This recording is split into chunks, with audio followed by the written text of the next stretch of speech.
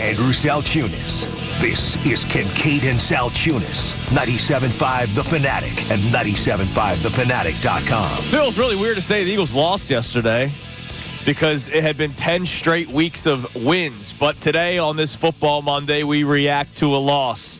And we should only react and not overreact. It is Kincade Salciunas. Connor in for John today right here, 97.5 The Fanatic. This is Kincade Salciunas. Yesterday, the Eagles' 10-game winning streak was snapped as they fell to the Washington Commanders. They also failed to clinch their 13th NFC East Division title.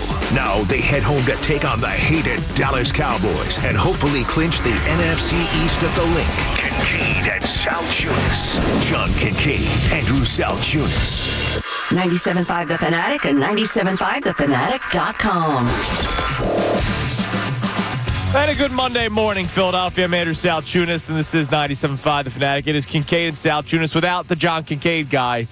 He is off for the holidays, and today is his birthday. So everybody listening right now, flood his mentions, wishing John Kincade a happy birthday. But Johnny out today, and in for him is the great Connor Thomas. Connor, good morning. Yeah, kind of. I mean, that was annoying as hell yesterday. Can we just say that? Like, I'm not going to overreact. You said it in our little open there. I know a lot of people are going to, and that annoys me. And I also know that there are some parts about that game that should have been avoidable amongst all of the things that you can kind of wipe away. Yeah, so yesterday was not a good game for a lot of people on the Philadelphia Eagles. It just wasn't. But let's not forget that Jalen Hurts was knocked out in the first quarter of the game. Let's not forget that Jalen Hurts had already 40 yards rushing. Saquon was having a monster first quarter. I don't think the Commanders were going to stop the Eagles offensively yesterday. And the Commanders were in shambles on their own side of on the offense with the 2 turnovers early. And if Jalen Hurts is in the game, they keep their foot on the gas pedal. That game's over. Unfortunately, that wasn't the case. Jalen Hurts gets knocked out with the concussion.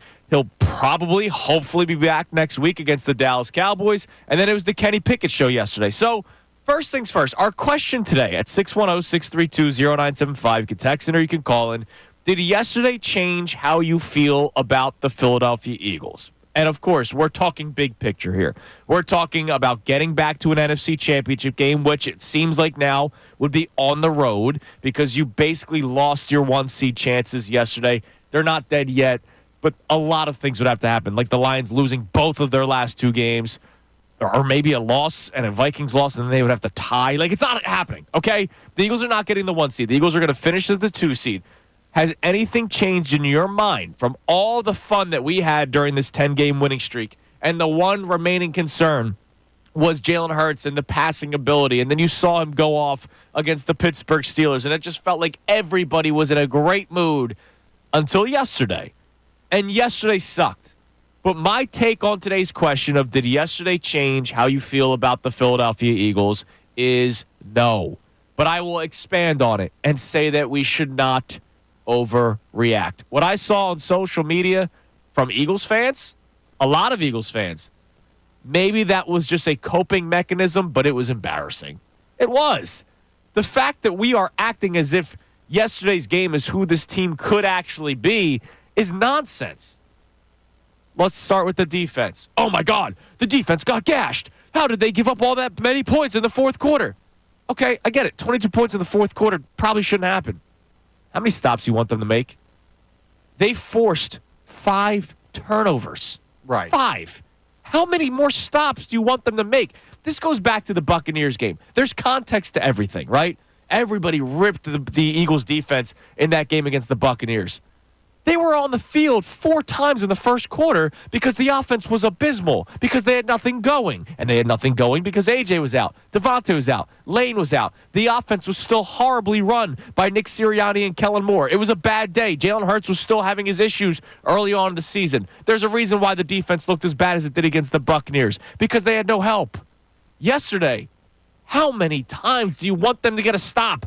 Is 5 turnovers really not enough for you to say, wow, this defense can do some things?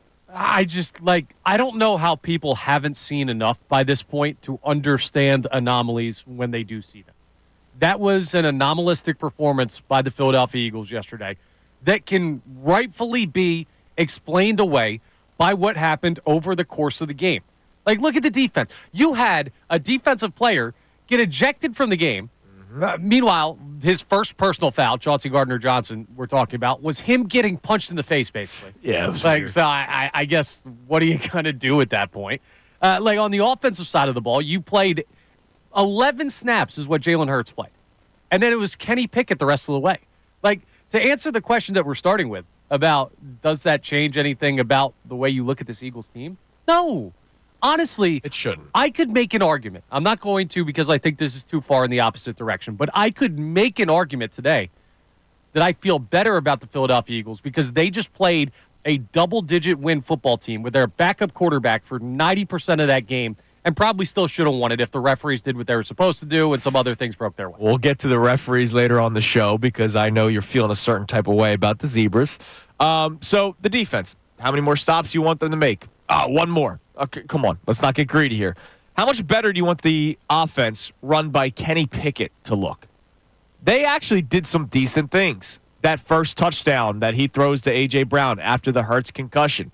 Got the ball out quick. They scored a touchdown. Slant routes to A.J. Brown with the Kenny Pickett offense seems to exist. I don't know why it doesn't exist when Jalen Hurts is the quarterback. But these timing routes with A.J. Brown and Devontae Smith, who we'll get to in a little bit, they were actually pretty damn good. It's just also that your run game is now dead. Saquon Barkley is still extremely talented. Doesn't need Jalen Hurts to be talented. But when you're the Washington Commanders and you're pretty good up front, you have beasts up front, you have linebackers like Bobby Wagner, you can load up the box and make the Eagles one-dimensional. If the second Jalen Hurts gets hurt, think about when Jalen Hurts is in the game. There's the threat of his arm, the threat of his legs. The threat of his legs makes the threat of Saquon Barkley's legs even better. The threat of Saquon Barkley's legs makes Jalen Hurts' legs even better. Jalen Hurts being able to throw to A.J. Brown, Devontae Smith, and company makes everybody on that offense more dangerous. The second you become one-dimensional, and that's not just the Eagles, it's the NFL. The second you become one-dimensional, just go back to Saquon Barkley and his time in the Giants. It's amazing that he has had the success that he did in New York when it was easy to defend the New York Giants. Load up the box, stop Saquon Barkley, and keep an eye on Daniel Jones if he keeps the ball himself and tries to run. It's pretty easy to defend an offense when you know exactly what's coming. And I thought Kenny Pickett did an okay job.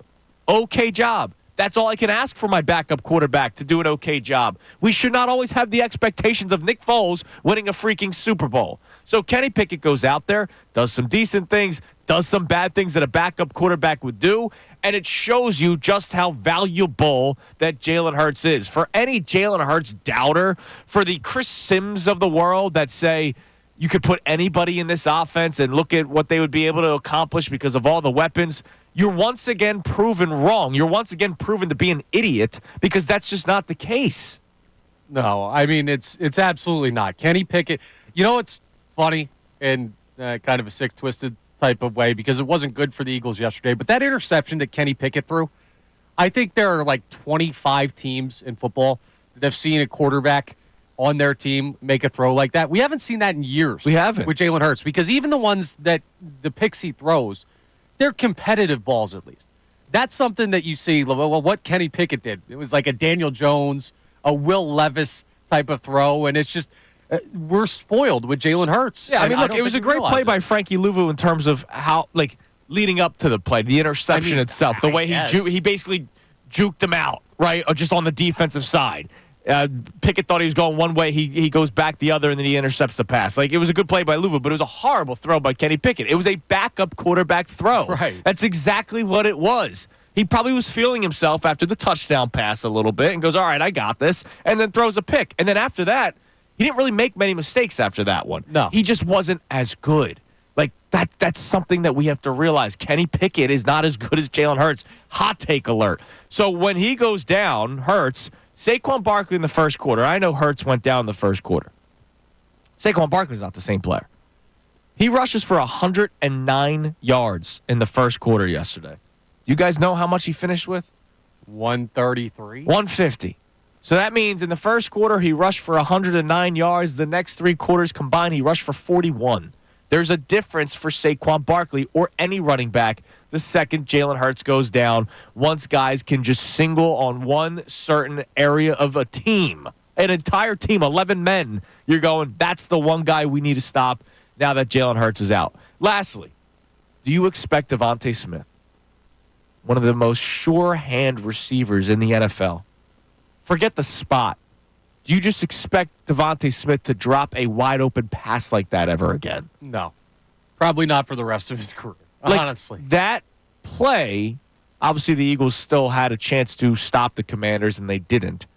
That play was the end. If he makes that catch, we're coming in here this morning going, wow, Eagles, that's a magical team. For them being able to win without Jalen Hurts, Josh Sweat missing as much as he time as he did yesterday, Chauncey Gardner-Johnson getting ejected, Jordan Davis walking out after the low hit, we would have been talking about team of destiny, right? Wow, doesn't matter. Next man up, right? Wow, just like 2017, even though Jalen Hurts isn't out for the rest of the season.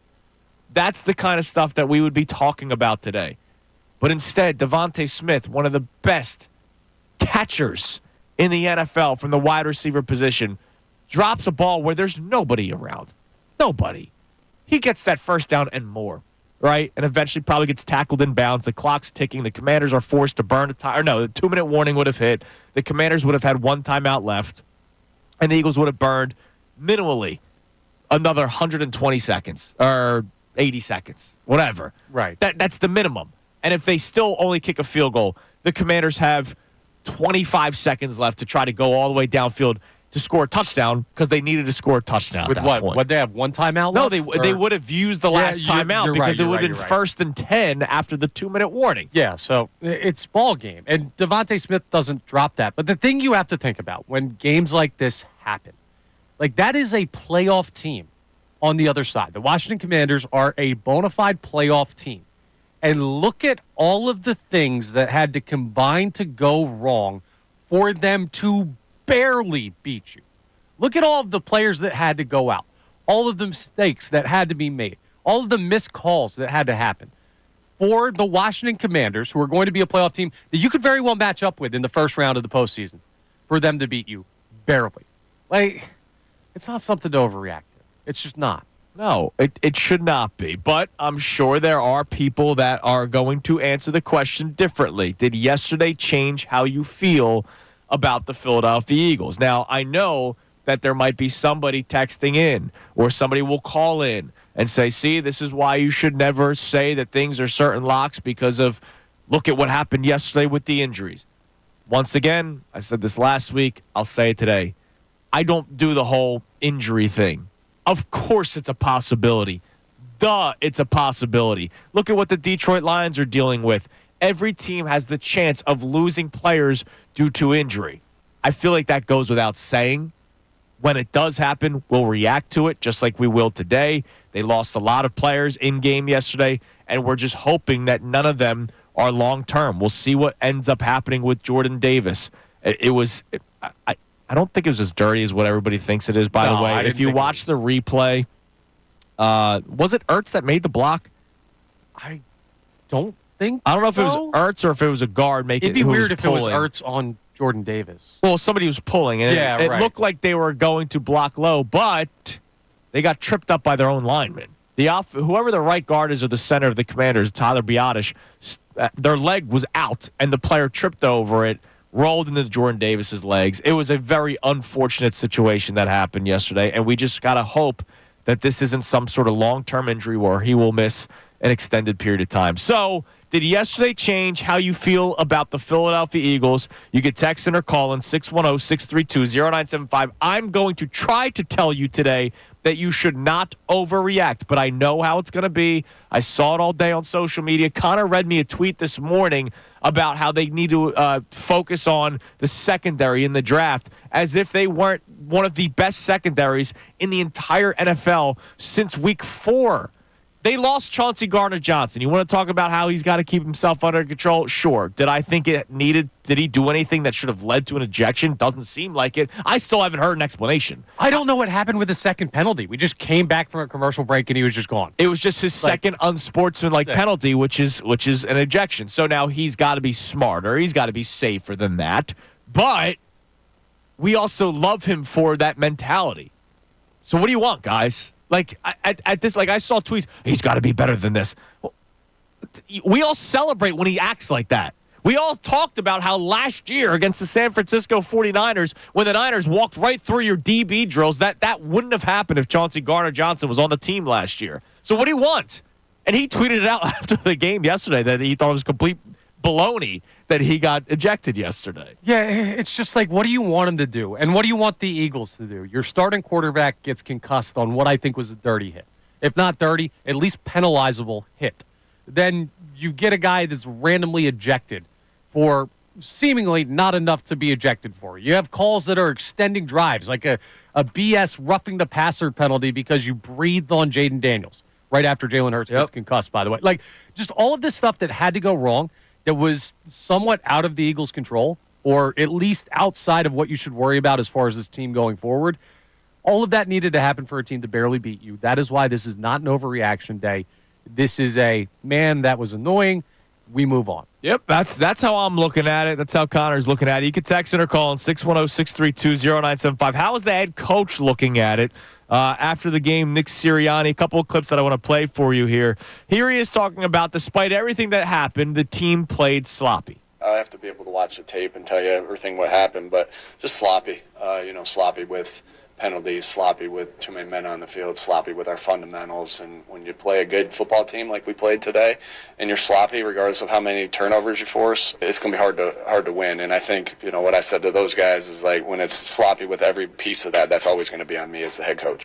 Yeah, I mean, look, things did go wrong for the Eagles yesterday, right? Like, there were things about that game. Too many men, that can't happen. The one play breakdown, and that was also too many men on the field. Darius Slay's trying to sprint off the field, and then there's nobody covering Zacchaeus on the big play downfield. Like, that stuff can't happen, and good football teams don't allow that to happen on a consistent basis. It happens every once in a while. I watched a game in which the Detroit Lions won when they turned the ball over 5 times. What happened yesterday? Commanders won when they turned the ball over 5 times. It's going to happen at times, but you got to clean it up. I'll play one more clip for you, and then I'm going to get to something that a lot of people have been saying for a couple of weeks. I'm thinking about our man Bill Colarulo. Here's Nick Sirianni addressing the team about the unsportsmanlike penalties. We talk about everything. We'll talk about it again tomorrow. We talked about it on the field right there as it happened. Again, if it didn't get fixed, though, that's always going to be on me. They got to be better in those scenarios, and I got to be better in those scenarios to help them. We look at this as an opportunity to get better for them, because we know we need to. We know we need to get better from the things that we messed up today. There are a couple of things in sports talk, and I'm not even just saying sports talk radio. I'm talking about, you're hanging out at the bar, talking to your friend, family, just talking ball, just a regular, another bloke next to you, right? Bloke. I heard Bill Colarulo say this numerous times, and Connor, you've done the pregame show with us all season long. The fact that some people almost wanted them to lose a couple of games because, man, is it so hard to win X amount of games in a row. And if the Eagles keep on winning, that means it would have to be a 17-game winning streak in order to win the Super Bowl, or whatever the math ended up being. That's one of those things where I go, shut up. Like, I don't think that. Why are you afraid of winning? Like, no, keep on winning, and you can still learn from winning. So I'm not going to all of a sudden say, yeah, I agree with Bill. I agree with anybody that's been saying this. However, look, the Eagles are in the 2 seed. They're going to lock up the division next week.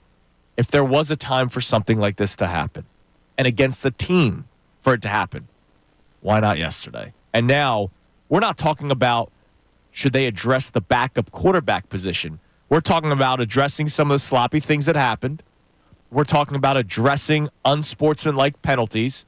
You can do that with 2 games left in the regular season, one in which you should handle your business against the Cowboys, and then hopefully bench everybody in Week 18 against the Giants. This could be, if you're looking for any silver lining, and I'm not trying to sound like some Eagles honk here, yesterday could be a learning experience for everybody on the roster, not just about X's and O's. No, that's the way that you hope that they respond to it. It really is. You just have to fix a couple things that are not typical of what we've seen of this team.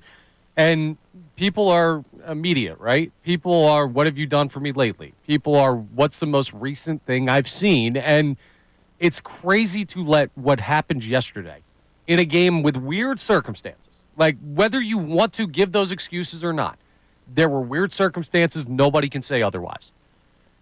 Is that going to outdo the past 14 weeks of Philadelphia Eagles football? Like that one game? It's not more important than the other 14 that you've seen him play. Or even if you just give the past 10 after the bye week and that 10-game win streak. It doesn't outplay that. Yeah, nope, I hear you. So I'm not overreacting today. It seems like Connor's not overreacting otherwise, or as well, excuse me. Coming up next, we continue to react to yesterday's loss, but we also react to some reactions of the loss. I told you, a lot of people are overreacting. And then there's also some people that are just completely ignoring the fact that Kenny Pickett is not Peyton Manning. It is Kincade and Salciunas. Connor in for John today. John out for the entire week. Happy birthday to John Kincade. Brendan Gunn producing the show today. We'll hear from him coming up next. It's going to be a interesting day today to see how the people are reacting. We'd love to hear from you. 610-632-0975. We'll be right back here on 97.5 The Fanatic. Fanatic Sports Update. The Birds fail to clinch the NFC East. I'm Brendan Gunn, and this update is brought to you by PayPal. Get exclusive cashback offers in the app and with the PayPal debit card. Stack 5% more in your chosen monthly category, up to $1,000 in purchases. Don't just pay, PayPal. Yes, the Eagles failed to clinch the NFC East yesterday down in Washington. They fell to the Commanders 36-33. The defense created 5 turnovers, but that wasn't enough to stop the Commanders. A big reason for the loss was the offense was only able to convert 5 of those turnovers into 6 total points. And a huge reason for that was Jalen Hurts was ruled out of the game after taking a hit to the head in the first quarter. He was later diagnosed with a concussion. We'll see how he bounces back from that. And after the game, Nick Sirianni spoke to the media and said, regardless of who was out there, the team has to take accountability going forward. We'll go back to work regardless of who played in what situation, and we'll everybody from myself to the coaches to the players will hold ourselves accountable. The Birds look to clinch the NFC East this coming Sunday when the Dallas Cowboys come to town. Kelly Green's for the Birds. We'll see if they can get it done this coming Sunday. The Sixers host the San Antonio Spurs tonight after splitting both their games this weekend against the Hornets and Cavaliers. Tip-off is at 7. We'll have the complete coverage of that game right here on The Fanatic. And the Phillies made a move yesterday. They traded for left-handed pitcher Jesus Luzardo. Finally, we made a move. I'm Brendan Gunn on the home of the 76ers and the Flyers, 97.5 The Fanatic and 97.5thefanatic.com. Can you feel it? The Eagles are back to being Super Bowl contenders.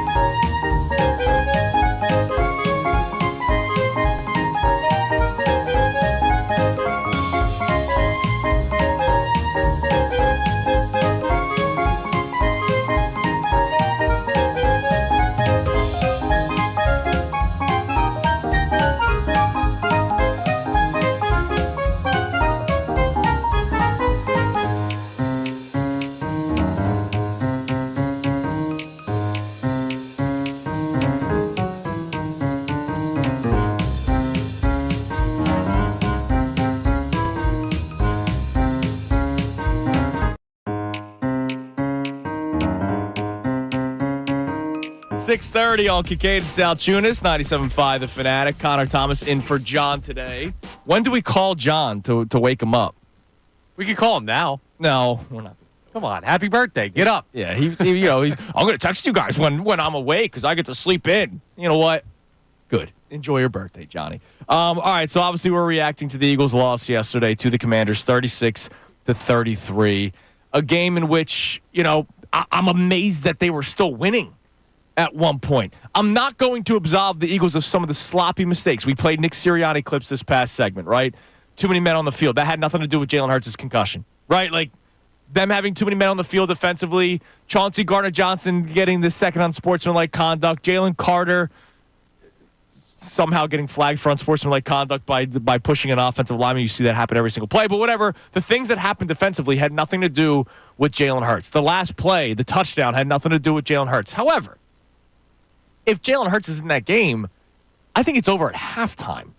Right? It's not even going to be a contest at halftime. The Commanders were shooting themselves in the foot early on. They finished with 5 turnovers. 2 of them happened early on. But unfortunately, Hurts gets hurt, and everything changes at that point. So did yesterday's game change how you feel about the Philadelphia Eagles? You can text in or call in 610-632-0975. If you're overreacting, I think you're crazy. But the beauty of sports talk radio is you have the floor to try to voice any concerns or frustrations, Connor. Yeah, let's call that the beauty. I don't know. Listen, I don't have time for people who are going to make grand proclamations about the season after yesterday's game, but I'm also not going to sit here and pretend like the Eagles played a great game and they got, jobbed or something. There are things that you can learn and work on and have to be better. What we need to understand is what problem exists in the moment and what problem exists longer term than just yesterday. And I think 99% of the things that people are going to bring up today are going to be momentary problems that will be fixed simply by playing another football game because this team is consistently better than them. Yeah, and look, I kind of got my wish yesterday. Obviously, what the hell did you wish for that you got? I didn't want them to lose, and I didn't want people to get hurt.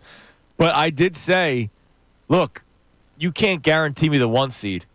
I'd rather find out as early as possible if I'm not getting it. Well, you found out. I found that out yesterday. And so, for everybody that's worried about, oh, my God, they're not going to have time to rest, they do now. Week 18, as long as you handle your business on Sunday against the Cowboys, which they should, and they will, as long as you handle your business on Sunday against the Cowboys, then all of a sudden, the following week, you just rest everybody, right? Connor Thomas will be lining up in the backfield to get at least 1 yard on the ground. No, thank you. Not against defensive linemen like that. Yeah, that's true. But that's your bye week. Yes. Week 18 is your bye week, and now you have to play 3 games in the playoffs. Well, and everybody goes, oh, well, I'd rather them only play 2 games in the playoffs than 3. The Detroit Lions and the Minnesota Vikings might very well need to play to full strength in Week 18. So, okay, the Lions will get a bye week if they win the 1 seed the following week. But the Eagles will have the bye week, the game in which they're playing head-to-head, the Lions and Vikings. So I kind of got, obviously not how the game played out and everything, but my wish that if I were to know that they were getting the 2 seed to know as soon as possible, I got that yesterday. Right, kind of. Here's the one thing I'm worried about, and I guess this is a conversation we should probably have today because for the people out there, the scheduling this week, you're out tomorrow, we're all off Christmas, you're out Thursday. So we do have to kind of look at if Jalen Hurts doesn't play against the Cowboys because concussion protocol is normally about a week, then you get into this sketchy territory of you trust Kenny Pickett to win that game. Well, now here's the thing, and I'll be curious to find out today because Nick Sirianni will speak to the media today. Now, knowing Nick Sirianni, he will find a way to dance around the question because he will always say when it comes to concussions, he will not or can't talk about them. I am curious as to what happened yesterday. Hurts gets knocked out of the game. I knew it from the jump. When I heard the helmet contact from my TV screen, and by the way, Jalen Hurts is on my fantasy team, so I literally texted my buddies, well, I lost my playoff matchup. I knew it from the jump. Yeah, I said day's over. When he stood up wobbly, and I saw the ref come over, I'm like, all right, they're going to take him out of the game. I can't believe they let him get into the huddle. But then the second I heard the tweet of the whistle, I was like, all right, this is the independent neurologist going, yo, you got to get that guy out of the game. They do. And then he puts the helmet back on. He's about to go back in the game. Until somebody had to go back up to him and say, no, you're not going in the game yet. So I'm hoping that it's not bad, obviously, from the human element of it, but maybe he was close to getting back into the game until somebody said we have to further look into this. Like, listen, Nick Sirianni is spot on with the I won't say anything about it, concussions because it's weird. The protocol is so weird. I'm not going to use any of that as indication that Hurts is any closer to playing than any other guy. I know. So that's my worry is does that injury bleed into the Dallas game? If you drop the game to Dallas, do you now have to play out Week 18 against the Giants? That kills your bye week. It makes things a little bit more stressful. Like, that's my biggest concern out of yesterday is Hurts gone for another week? Yeah, look, and that's a storyline that we will definitely pay attention to. But like you said, I'm out till Friday, so what do I care? So real quick, before we get to our texts and calls, because I know people are already ready to react to yesterday, two things for you. I mentioned that there are a lot of people overreacting, and there are. Connor literally got a tweet about how they got to focus on the secondary. I'm seeing stuff about Kenny Pickett versus Tanner McKee. Like, we're getting to that, stage of the conversation already. I'm seeing things how this completely shot themselves in the foot for any chances at winning the Super Bowl. I literally was reading these tweets yesterday. I'm not making these up. You'll find them, and hell, if you're listening, you're probably one of the people that sent those tweets to people all over the Delaware Valley. But then there's also the other side. Here's a headline on Fox. Jaden Daniels, Washington Commanders, and then in all caps, stun Kenny Pickett and the Philadelphia Eagles. It was a kick in the nuts when the Eagles lost. They probably shouldn't have lost a game in which they forced 5 turnovers. But they stunned Kenny Pickett. I don't think there's a football fan with a pulse that would have woken up today without watching that game, and you tell him Kenny Pickett played and say, oh, it's stunning that Kenny Pickett's team lost. Oh, by the way, in the first quarter. Like, it's not like Hurts played into the third quarter and then all of a sudden the Commanders came back and won. No. Jalen Hurts attempted 4 passes yesterday and was then out of the game. And then during the game itself, Joe Davis, who I think he does a good job, the whole swing of his life and then using it again like 17 different times. Come on, man, you got to change it up a little bit. Here was Joe Davis during the game in the fourth quarter yesterday. Very quick soundbite about how shocked he is that the Commanders are still in the game. 4 turnovers from Washington, so you got no shot, right? But they got the lead. Yeah, because of Kenny Pickett. Like, why? How are we not realizing this? It's not that complicated. And for the record, Kenny Pickett, for what people probably thought he was going to be able to give the Eagles in a backup role, was pretty darn solid yesterday. He was okay. But you saw the difference. He's a backup quarterback for a reason. You saw the difference. All right, he throws the interception after the touchdown pass. Okay, so he's even, 1 for 1. But you just see how the offense changes everything. That 3 and out to end basically end the Eagles' chances when the Commanders then go downfield and score. If Devontae Smith catches it, it's ball game. But look at the runs. 41 yards for Saquon Barkley in the second, third, and fourth quarters combined. 41 yards. Why? Because they can stack the box. Because they go, if we're going to let anybody beat us, it's going to be Kenny Pickett. We're not going to let Saquon Barkley beat us. So Kenny Pickett had time. Kenny Pickett had one-on-one matchups with Alshon, A.J. Brown, Devontae Smith. He had one-on-one battles. He made some throws. He missed some throws. He's a backup quarterback. He's a former first-round pick that's ultimately a bust if you're a Pittsburgh Steelers fan. That's the way it is. Yeah. It happens. There's just one ultimate way to break down yesterday's game. It's not a how in the world did we lose that game? It's how in the world did we almost win? Like, how in the world did the Eagles almost win that football game with everything that they had to overcome and all of the issues that they had? Some of it self-inflicted, some of it not. That wasn't what in the world happened? We know exactly what happened. This isn't rocket science. So you're going to survive. You're going to be a good football team still. Don't worry about it. Yep. All right, let's quickly go to Carlos on the cell. What up, Carlos? Hey, good morning, guys. How are you? What's up, brother? What's up, man? All right. First, I want to say, and I wish that you guys have a joyous and prosperous holiday. You as well, my man. Thank you. Number one is this. The Washington Commanders didn't beat Kenny Pickett. They beat the number 1 defense. when CJ got thrown out for that BSPS, I think that messed up the whole balance of the defense. Well, it's not just Chauncey Gardner-Johnson, right? Josh Sweat missing as much time as he did yesterday because of the ankle injury. Jordan Davis going down allows the Commanders' run game to get back. You're right that they beat the number one defense, but I will say, like I said in the beginning of the show, how many more stops did you want them to make? They forced 5 turnovers, Carlos. Yeah. And here's another thing I want to say, too. Okay, now, even if we get the number 2 seed, that means that we have to go ahead and go on the road and win games, in which I know we can do because we've done it before. One game. So I'm not worried. I'm not worried about the rest of the season. I think we'll be okay. Like I said, we got to go and win on the road. But it's only one. It's only one game, maybe. And thanks for the call, brother, and happy holidays. It's the NFC Championship game would be in Detroit.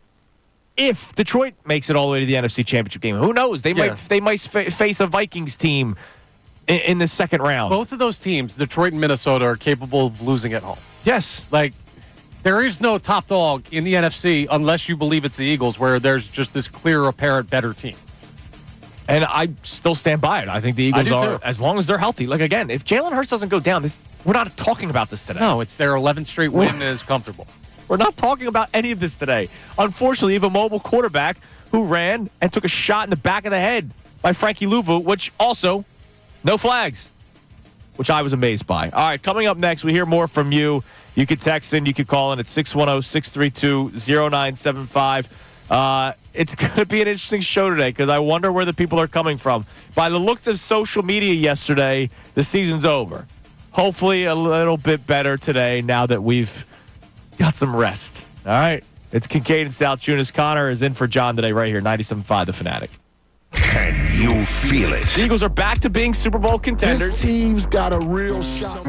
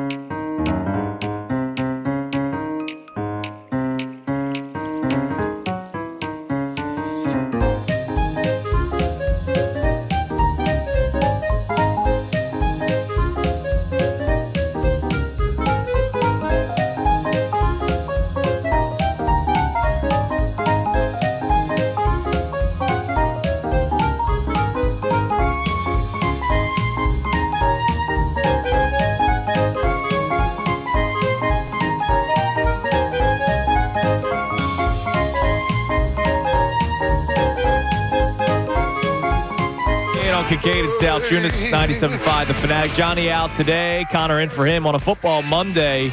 Presented to you by Pierce Phelps Bryant Heating and Air Conditioning Contractors. Visit nopaybryant.com. All right, Brendan Gunn, who is producing the show today. What do we have on the text line from the people? I'm curious to see how the text line is versus the call-in line. Carlos, our first caller, seemed to be grounded. Seemed to be okay. Rational. A little upset with the defense, but once I reminded him that they did force 5 turnovers, and you can only make so many stops in an NFL game. And again, let's not act like the Commanders' offense stinks. Like, the Commanders' offense is good, and they forced 5 turnovers. They made Jaden Daniels look like a rookie at times, and then Jaden Daniels also looked like what will be the Rookie of the Year. He threw 5 touchdown passes yesterday. He rushed for 81 yards yesterday. But a lot of these things happened also once everybody got banged up and Chauncey Gardner-Johnson got ejected. What do we have on the text line this morning, Gunner? You can text and call. It's the same number at 610-632-0975. Yeah, we got a mixed bag so far. We'll start off with the first text, and it's not a good one. We got a nameless guy, my favorite. Of course it changed. They aren't the unstoppable juggernaut that we think they are. They're fallible and can lose. Writing them into the Super Bowl is completely insane, and they proved it yesterday. Okay. So our main question today, and again, everybody has the right to their opinion. Did yesterday change how you feel about the Philadelphia Eagles? Now, I would like for that person to follow up. What specifically changed in their mind? Because if you give me, like, the running game wasn't good in the second half, yeah, Jalen Hurts was out. If you give me that the offense didn't look good yesterday, yeah, Jalen Hurts is out. If you want to give me the defense struggled, you have every right to say that. But I will just tell you that forcing 5 turnovers should be enough. But when your offense can't really stay on the field for an extended period of time, and they go 3 and out after just forcing an interception, that play by Darius Slay, where he jumps the route, almost picks it off himself, he doesn't read. Blankenship is the one that intercepts it. I thought it was ball game. But the Eagles went 3 and out because Devontae Smith dropped a pass that I don't think he will drop ever again in his life. All right? Even when it's like they welcome back the 2024 Philadelphia Eagles for their, like, 50-year reunion. Devontae's going to be 80 years old running. They're going to try to recreate a pass, and he's going to catch it. Yeah, he's never dropping that ball again in his life. So I understand why somebody might say the defense struggled yesterday, but if they intercept the pass and the offense can do more than just go 3 and out, the ball game's over. Yeah, and the whole they're fallible thing, right? Take any contender. There might be one exception, but take any contender and take their quarterback off that team for a game and tell me how they do. Like, the Packers might be the only exception because we've seen Malik Willis win games. I think that's just Matt LaFleur being a really good coach. But take Josh Allen, Patrick Mahomes, Lamar Jackson. Anyone in the NFC, Jared Goff, like, away from their team. Sam Darnold, and Minnesota's playing with Daniel Jones. Like, that's just, you got to write it off. You have to. I'm sorry. It might sound like excuse making, but it's a fair excuse. Yeah. The Lions' backup quarterback, by the way, is Hendon Hooker. Oh, nice. Out of Tennessee, man. So, yeah, my fault. Guys, I understand that there are going to be people that are emotional today, but let's not act like they're the only team that had a bad game. It's going to happen. They won 10 straight games, guys. What else we have, Gunner? Yeah, we got somebody on the more reasonable side checking in. Zach in Florida. He says, all I saw that yesterday was without Hurts and without the defense being on point, it took a good team like the Commanders to barely beat them. Barely beat the Eagles. And the defense still forced 5 turnovers.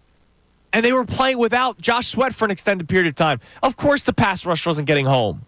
Like, I read something on NBC Sports Philadelphia this morning from Rube, and you know how much I read Rube's stuff, right? I think he's tremendous, right? But he did his 10 observations, and one of the observations was not killing the defense, but being critical of the defense about how they just didn't look the same yesterday. And I want to go, well, yeah. Like, you had no pass rush once Josh Sweat goes down. And when he does come back, he's not the same player because he's playing on a bum ankle. And you basically probably just only put him back out there because you needed a stop. I imagine if the Eagles are up 2 scores, he's not getting back into the game. But you put him back in the game because you need a stop, because you're relying on Jalix Hunt. You're relying on Nolan Smith, who had some good moments early on in the game. And at some point, when you're on the field as much as they were, because the Eagles' offense was not giving them time to breathe, then of course they're going to give up touchdowns against a decent offense. Yeah, like you lost your best safety, you lost your best edge rusher, you lost your best run defender. Like, that's going to change things. I think there was a point where Nakobe Dean went into the medical tent. Like, it wasn't a long absence, but there were guys on and off the field all day. No, it felt like the body bag game. It honestly did. At one point, it felt like the body bag game. And fortunately, a lot of the guys did come back, but Chauncey Gardner-Johnson was ejected because of unsportsmanlike conduct penalties. And, that's the rule. Rules are rules. I still don't know what the second conduct was. I still don't know. I mean, did we ever see a replay of what happened during the commercial break? I don't remember. I only know the video of him walking off the field where he gave the Commanders fans the double bird. But I don't remember seeing anything. I just know the first one where he got punched in the face, but he must have said something that led to the flag. Because I've never seen a player getting punched, but it was the guy getting punched that got the flag. Yeah, I just don't get that at all. Like, well, don't worry. Your time is coming. Oh, it better. So, I'm going to rip into the officiating. Coming up next, we'll reset the show. We'll hear from you. I want to play a clip from A.J. Brown from his locker yesterday, who had the only message that you need to hear from anybody involved with the Philadelphia Eagles. You'll hear that coming up next. And then Connor's going to attack the Zebras. Now, I'm not one who normally does that, but I understand where you and anybody else is coming from, because there were some moments yesterday where you're going, really? This is what we're doing, refs? So we'll do that next. It's Kincade and Salciunas, Connor and for John today. And for the rest of the week, 97.5 The Fanatic. Fanatic Sports Update. Birds win streak is snapped. I'm Brendan Gunn, and this update is brought to you by PayPal. Get exclusive cashback offers in the app and with PayPal debit cards. Stack 5% more in your chosen monthly category on up to $1,000 in purchases. Don't just pay, PayPal. Yes, the Eagles fell to the Washington Commanders yesterday by a score of 36-33, and they must wait at least another week to clinch the NFC East. The defense created 5 turnovers yesterday, but that wasn't enough to stop the Commanders. A big reason for that loss was that the offense only converted 5 of those turnovers into 6 total points, and a huge reason for that was Jalen Hurts, who was ruled out after taking a hit to the head in the first quarter, and he was later diagnosed with a concussion. After the game, Nick Sirianni spoke to the media, and he said regardless of who was out there on the field, the team has to get back to work and be held accountable. We'll go back to work regardless of, who played in what situation, and we'll, everybody from myself to the coaches to the players will hold ourselves accountable. On to the Dallas Cowboys this coming Sunday. Hopefully the Eagles can wrap up the division when they come to town. Sixers, they host the San Antonio Spurs tonight after splitting both their games over the weekend against the Charlotte Hornets and the Cleveland Cavaliers. Tip-off is tonight at 7, and we'll have complete coverage right here on The Fanatic. And the Phillies made a move yesterday. They traded for left-handed pitcher from the Marlins, Jesus Luzardo. Finally, a move by the Phils. I'm Brendan Gunn on the home of the 76ers and the Flyers, 97.5 The Fanatic and 97.5thefanatic.com.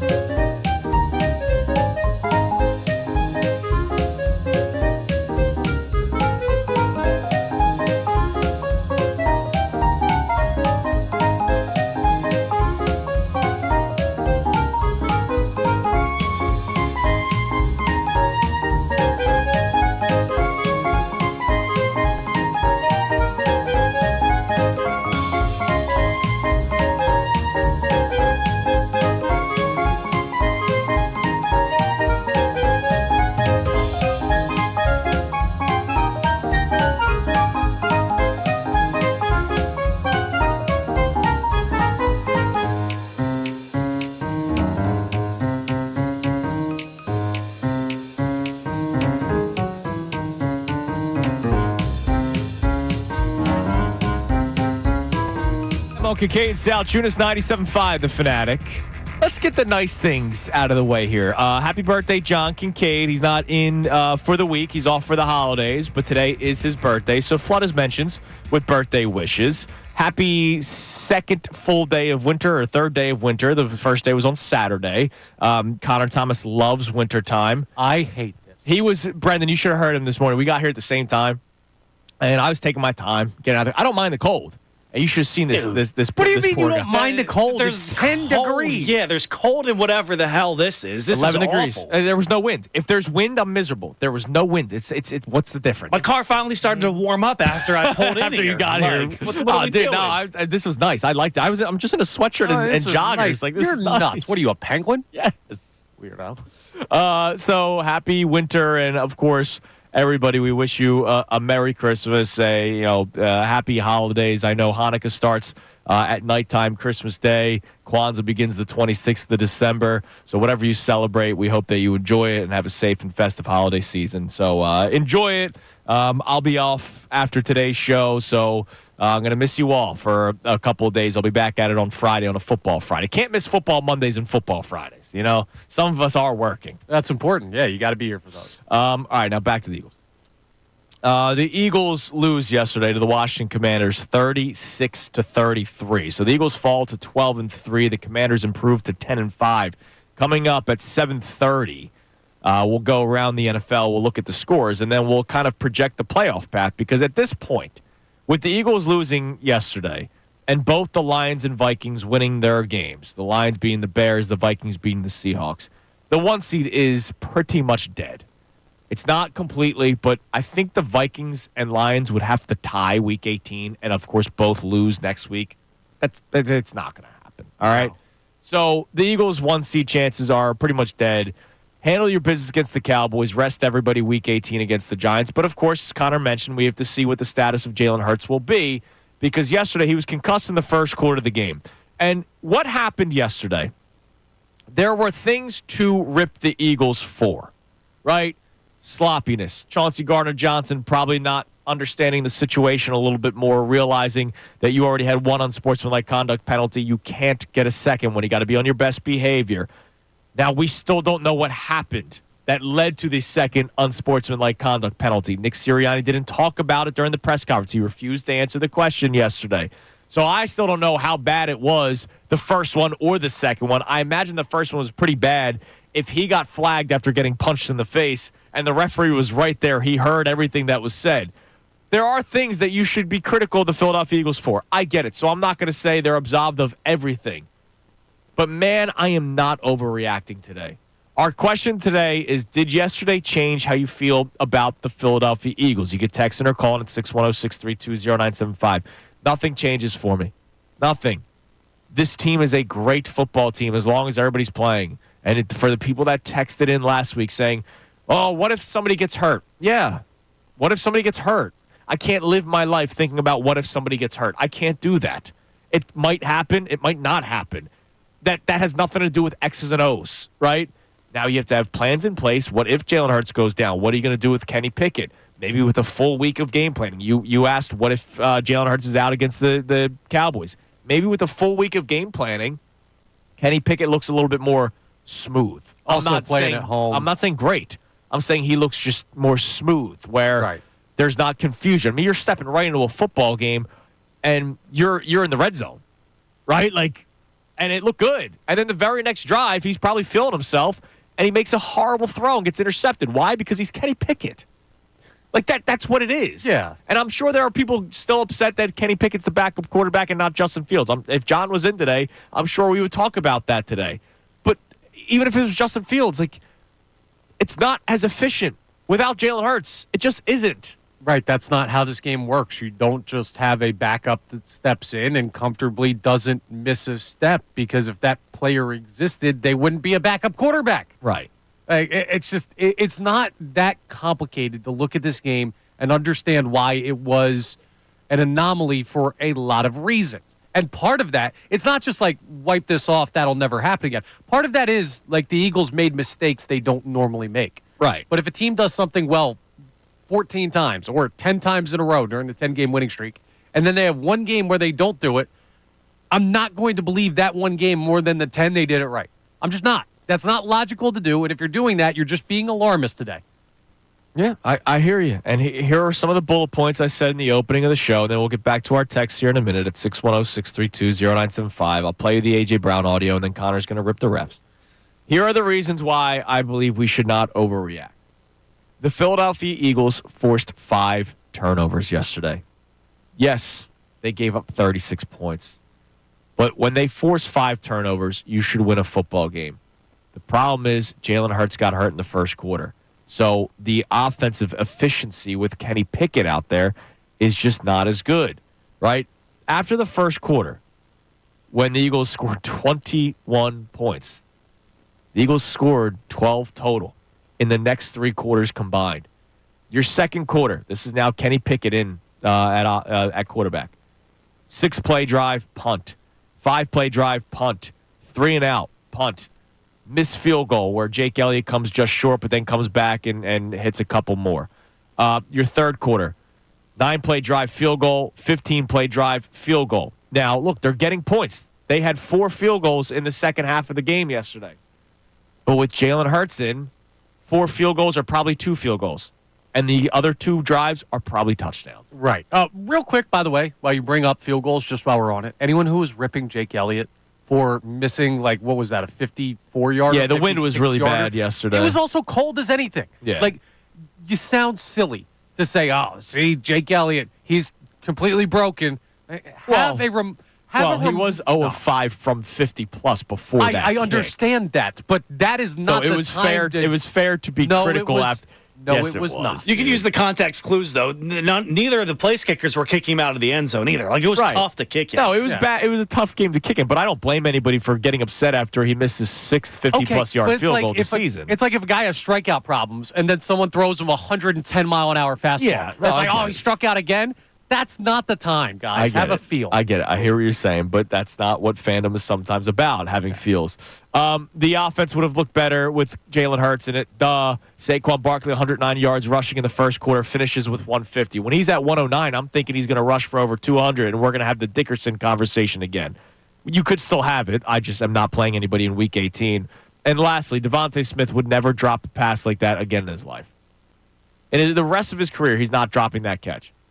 He unfortunately dropped that catch, which gave life to the Commanders. The Commanders then still had the 2-minute warning and their timeouts, or 1 timeout.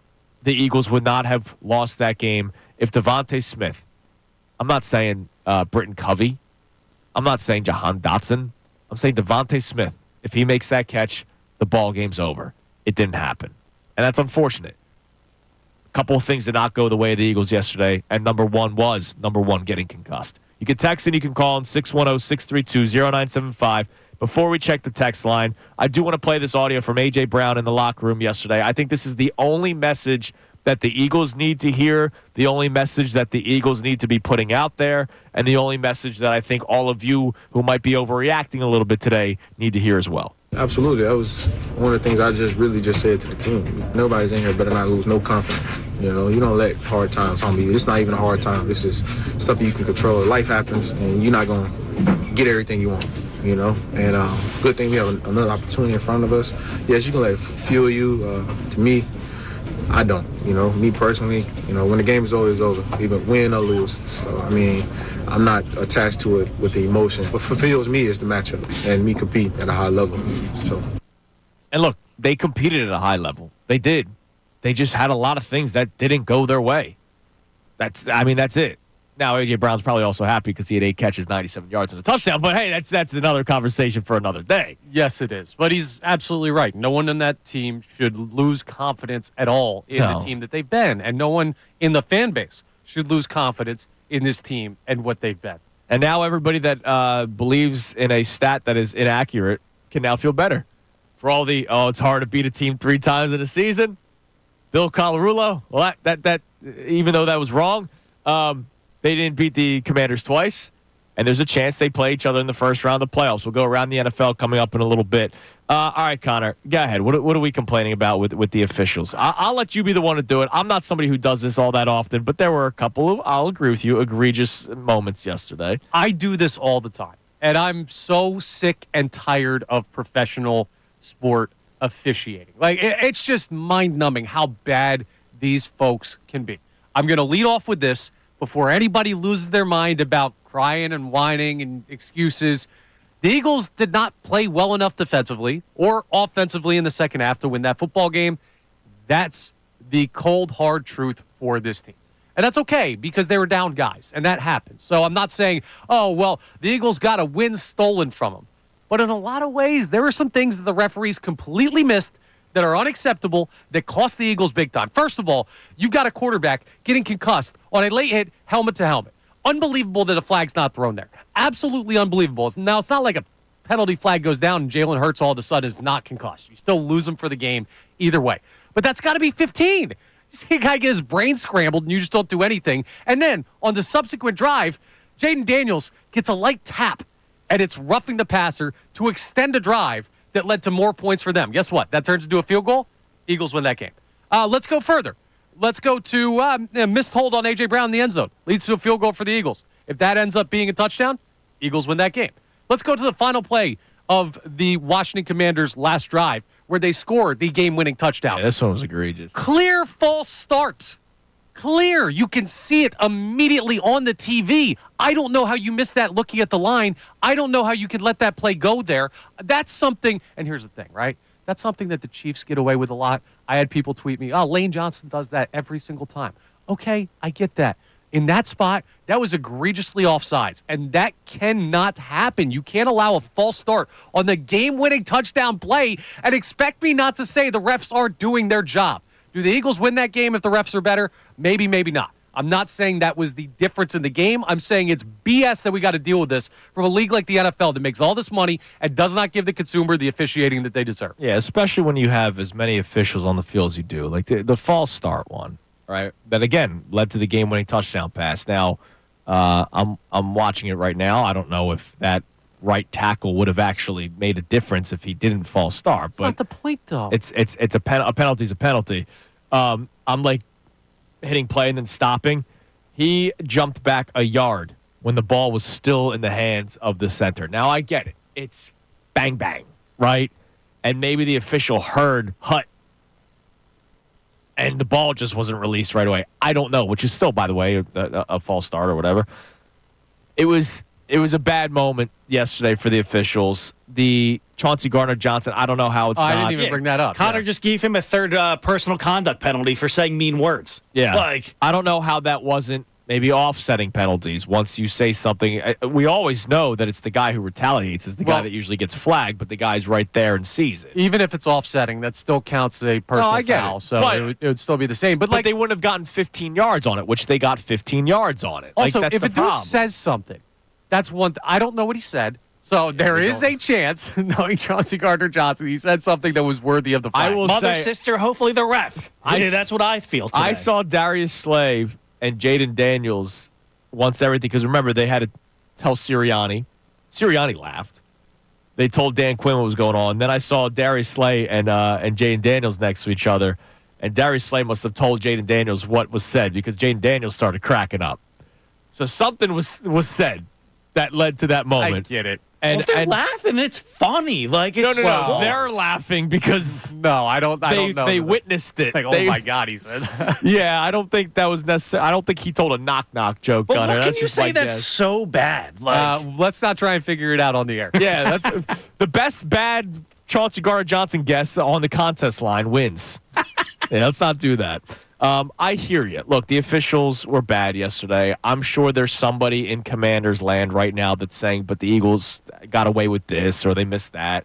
They made the right call on the Pickett thing, by the way. Yeah, they made the right call. And they were like, that's a tough play with the way quarterbacks are protected.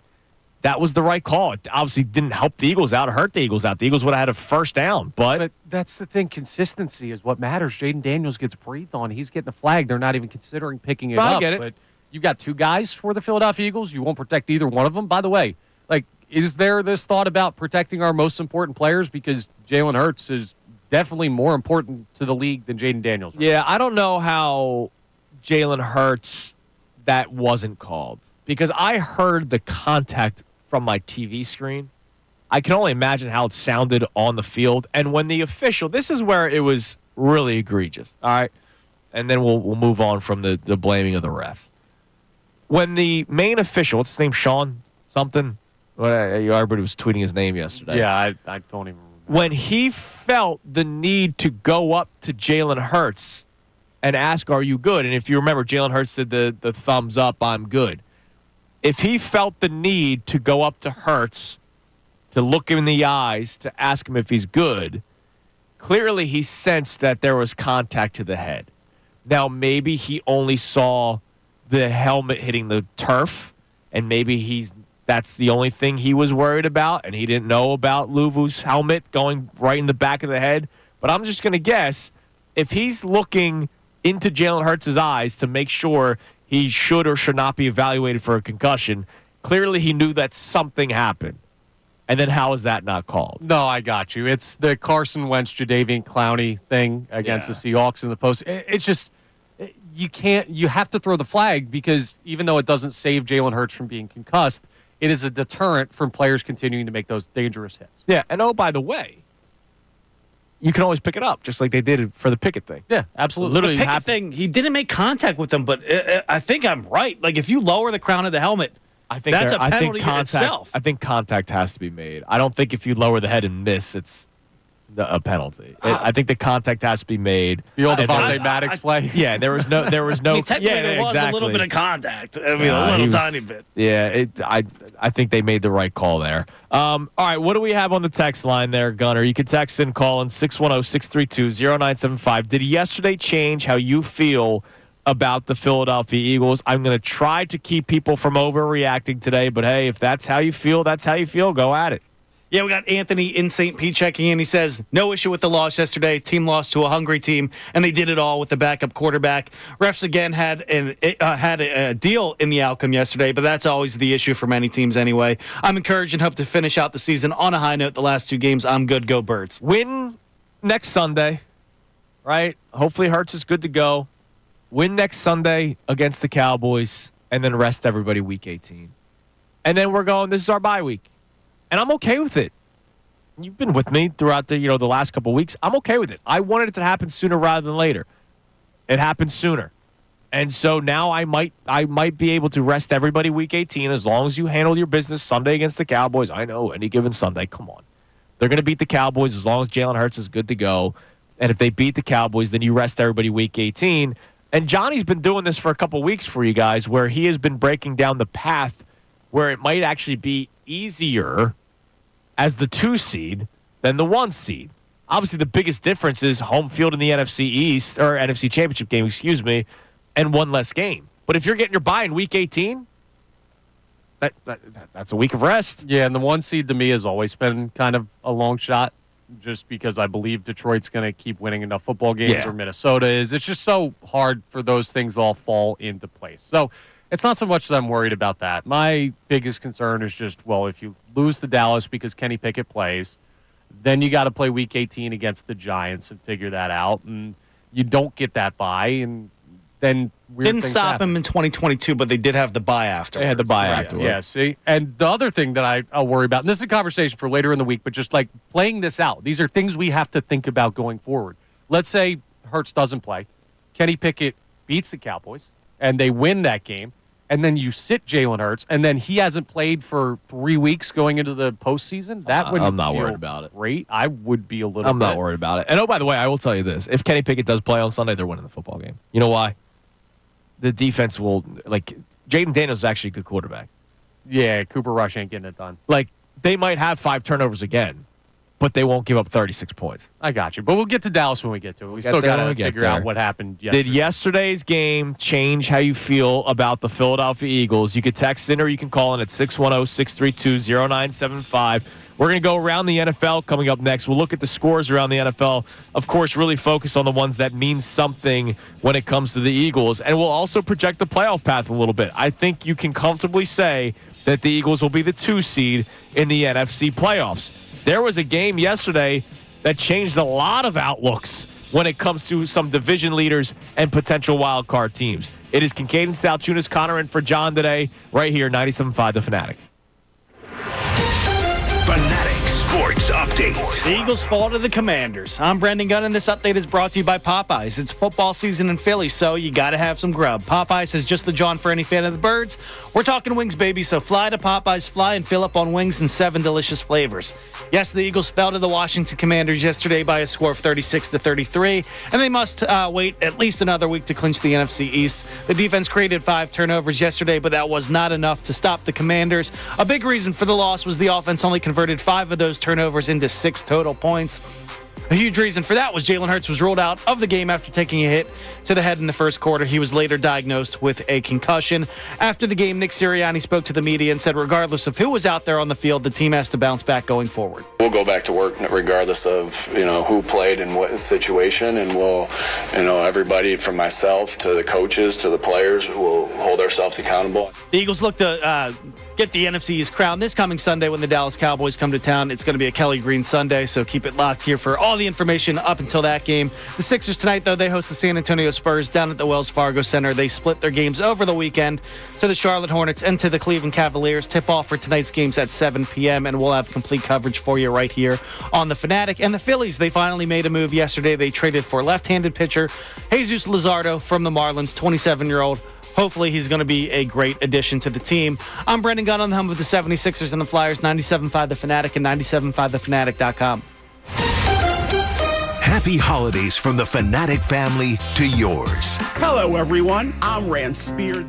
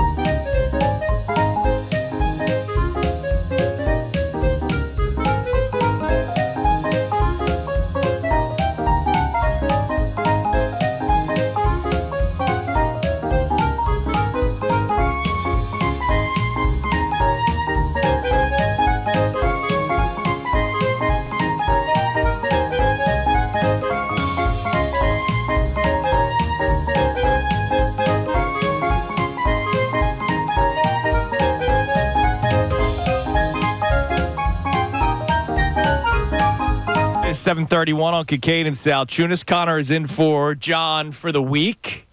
By the way, our man Andrew DeCecco is going to be in studio today for the entire 8 o'clock hour. So in case you're used to Andrew calling in for about 10 minutes on a Monday morning, and then, of course, doing our Friday show for an hour, we're extending it a little bit as we get closer and closer to the playoffs. Andrew's going to be joining us every Monday following a game day for the 8 o'clock hour. He's going to call in midweek. Now, obviously, that starts next week because Wednesday will be Christmas Day. He doesn't work Christmas? I'm not. Slacker. So Andrew will be calling us in on Wednesdays. You hear the midweek report with Tim McManus on the best show ever. We'll have our own version of the midweek report with Andrew DeCecco on Wednesdays. And then he will still do his 8 o'clock hours on Friday. So the people that love Andrew DeCecco, you're going to get more of him coming up today, starting at 8 o'clock for the entire hour with us. He has plenty to say about sports in Philly. He sure does, and he's great at doing it. All right, let's look around the NFL a little bit. There was a couple of games that stunned me yesterday, and we'll get to the one that really changes a lot when it comes to the playoff picture later on. But the Falcons beat the Giants yesterday. The Michael Penix-led Falcons yesterday. 34-7 was the final score of that one. And I mentioned that for a reason because that's big for playoff implications. Lions beat the Bears, which pretty much, with the Eagles losing yesterday, kills your chances of winning the one seed. Did you watch that game? What, the Lions-Bears? I told you not to. I had it on, and I quickly stopped paying attention. The fantasy playoffs was going on yesterday. Okay, so fair. the red zone was an important thing to have yesterday. But don't forget, I didn't turn it on until, 1 whatever. Because we do pregame. Yeah, so I can't catch up to the Eagles game until the second quarter, and I don't just turn it on. I start from the very beginning. I'm behind everybody. Panthers beat the Cardinals yesterday, which is a horrible loss for the Cardinals, who were still trying to fight for the playoffs for the division lead in the NFC West. And they were given a gift yesterday. Well, not really a gift, but the Seahawks losing the Vikings yesterday. If the Cardinals were able to handle their business, they're still right there in the running, but they lose in overtime to the Panthers. Rams beat the Jets yesterday 19-9. And then the big one in the NFC. There's obviously games that happen in the AFC, but we're not really focusing there. The big one that happened in the NFC yesterday was big for the Eagles for two reasons. One, the Dallas Cowboys win, which means their draft capital continues to get worse because they keep on finding ways to win this late in the season, despite being eliminated from the playoffs before that game even took place. But they also beat the Tampa Bay Buccaneers. So a lot of people are worried about the Bucs, right? That's still the team that gives a lot of people fears that, oh my God, the Todd Bowles-led defense and the success that they've had against Jalen Hurts. And I don't think that isn't an irrational fear. But I think we also sometimes ignore the fact that A.J. Brown, Devontae Smith, and Lane Johnson were all out the last time they played each other.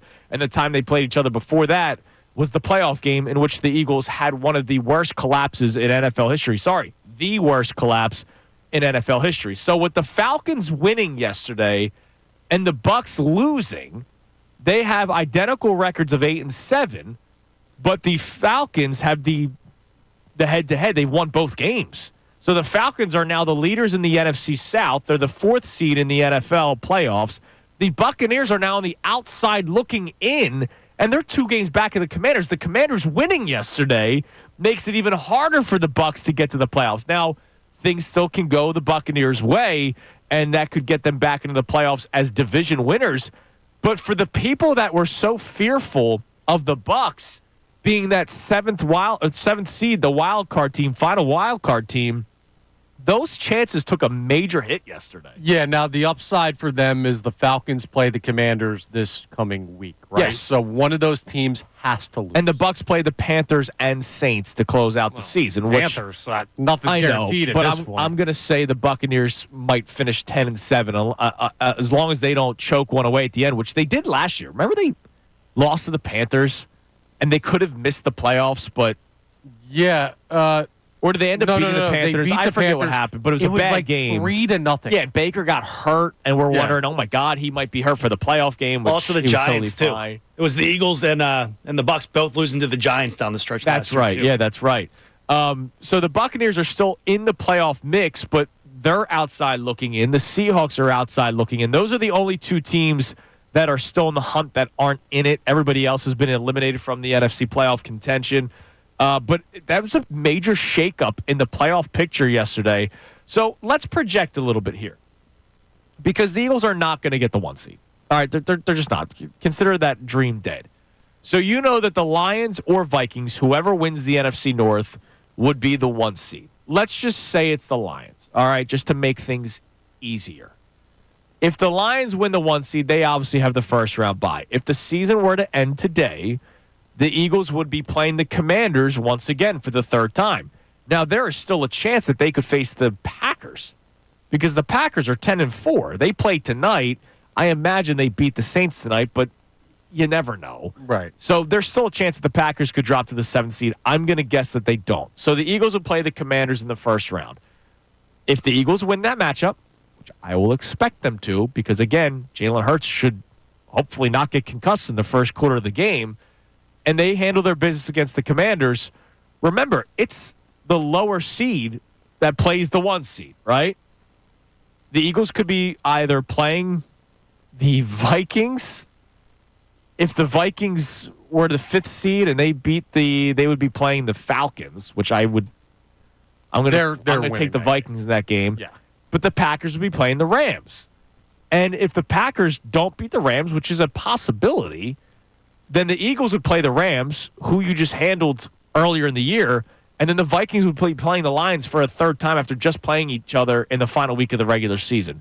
So there's a chance that as the 2 seed, your path could actually be easier up until the NFC Championship game. Yeah, it's kind of – the playoffs are so weird on the NFC side this year because there are 2 teams, I guess, if you're still counting Detroit, that I think people see as like standalone top of the pile teams.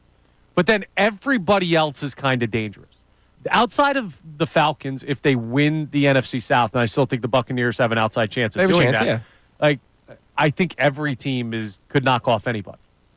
So that's what's so weird about it. Normally you have like 1 or 2 teams in there where it's just like you're the Saturday 1 o'clock game. You're going to get smoked. We know that's how this works. The NFC's dangerous, man. It's open, but it's also open because there are a lot of teams kind of in the same tier of like they could be frisky. Yeah, they could be. And oh, by the way, I didn't realize that the loss for the Cardinals yesterday actually eliminated them from the playoffs. Oof. So if they beat the Panthers yesterday, they're 8-7, tied with the Seahawks, just 1 game back of the Rams. That's a horrible loss for them. Now Kyler Murray, when he gets Call of Duty for Christmas, he can have more time to play it. That's good for him. Does he buy his own gifts? Do NFL players buy their own gifts? Probably. It's probably like a spouse with your bank account. The 250, like Jalen Hurts. Like that guy's got $250 million in the bank account. Yeah. Yeah, so he probably gets. Oh, then again, actually, his wife is very successful. Okay, so maybe not the best example. His wife is like some computer. No, I don't think that's whiz. Perfect, like a perfect comparison. But I think if you are the breadwinner, and most NFL players are, then it's probably like your money paying for it. So yeah, look, the path to the playoffs. If they're the 2 seed, I'll say it a little bit slower because I know that was probably confusing. The Rams. Let's just say the season ends today. Rams are the 3 seed. Falcons are the 4 seed. Vikings are the 5 seed. Packers 6. Commanders 7. If we're going under the assumption that the Eagles beat the Commanders, they would, of course, play the highest seed of the available teams. Obviously, the Lions would play the lowest seed of the available teams when it comes to the wild card teams. And I could make the case that the Packers beat the Rams. Yeah, you could definitely make that case. And then imagine Green Bay would be favored. And then the Packers would be facing the Lions. Yeah, and for a third time in the season. And I don't believe in that nonsense. But then again, it's Packers. Like the Packers are a decent team. Yeah, like the NFC North is the key to all of this because you need one of those teams, Minnesota or Green Bay, to run into Detroit before you do for a chance to knock them out if they're the 1 seed, and then you get home field advantage being the 2 seed. That's the way to make this the easiest. Yep, absolutely. All right, so coming up next, we'll check our text line a little bit more.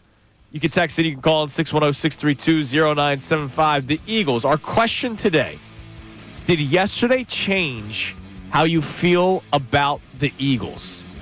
I'm curious to see if we have any more unhinged text messages that usually are led with no names. So we'll get to those coming up next. And I just saw our man, Andrew DeCecco, ready to go for his new role on Kincade and Salciunas. He'll be joining us Mondays as well as his Friday 8 o'clock hour hit. He's going to be joining us for the entire 8 o'clock hour today as we get closer and closer to the postseason in the NFL. It is Kincade and Salciunas on this Football Monday, which, of course, is always brought to us by Pierce Phelps, Bryant Heating and Air Conditioning Contractors. Visit nopaybryant.com. I'm Andrew Salciunas with Connor Thomas right here, 97.5 The Fanatic.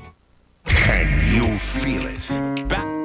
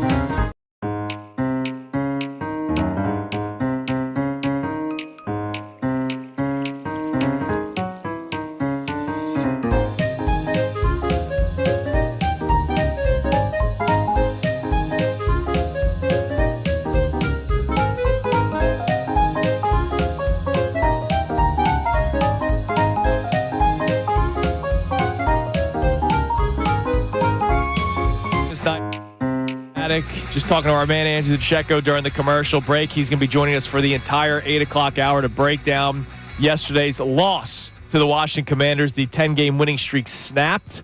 So that is the historic mark for the Eagles, the next Eagles team to try to break of 10 straight wins. They lose to the Commanders yesterday, 36-33. Jalen Hurts exits the game in the first quarter with a concussion.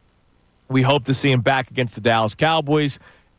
I stand by it. If he's not back for the Cowboys, they still win that football game because they're not going to force 5 turnovers and lose like they did yesterday. The Eagles defense forced 5 turnovers on the Washington Commanders, but once Kenny Pickett's out there, they're not as efficient. What do you do after those turnovers is a pretty big deal, right? So turnover on downs, first quarter. Not that counts as a turnover in the stat book. I know Nick Sirianni does count it. Turnover on downs, Eagles score a touchdown. Commanders fumble, they score a touchdown. So that's the first quarter. Then the second quarter happens. Commanders fumble, that's a turnover. Eagles respond with a punt. Commanders respond with a touchdown. The next turnover was an interception. The Eagles responded with a missed field goal. The next turnover by the Commanders, a fumble. The Eagles responded with a field goal. The next Commanders turnover, interception. Eagles responded with a field goal. That was the 3-and-out.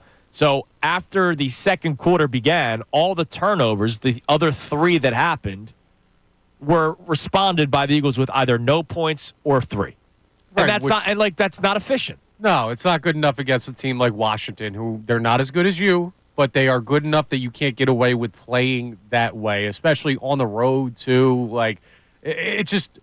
But that's not been a problem for the Eagles this year. They've cashed in on a lot of those when they're healthy and they have their quarterback back there. It's just not that complicated. You don't need to make this more than what it is. They lost the game because Jalen Hurts got concussed, and the defense did not have their best game, even though they forced 5 turnovers. They didn't have their best game once they lost a lot of players because of injury or because of their own self-inflicted issues, which was the Chauncey Gardner-Johnson getting ejected, and that's who he is. And I still don't understand what happened. Maybe Andrew Checo can answer more because he was in the building yesterday because the Fox broadcast never showed us anything, which is criminal. Just after 2 weeks ago, we read the article about how Tom Brady's doing so good. How about you focus on where the cameras are at, Fox? Come on. 610-632-0975. I don't know why Chauncey Gardner-Johnson got ejected. Oh, well, I mean, yeah. I don't know what happened. I understand that. You didn't need to bring up the Tom Brady article mention. Come on. Let's go to Jeff in D.C. What's up, Jeff? Happy holidays, brother. Hey, what's going on, brother? How you guys doing today? We're doing great. Yeah, so I was in the building yesterday for the game, and the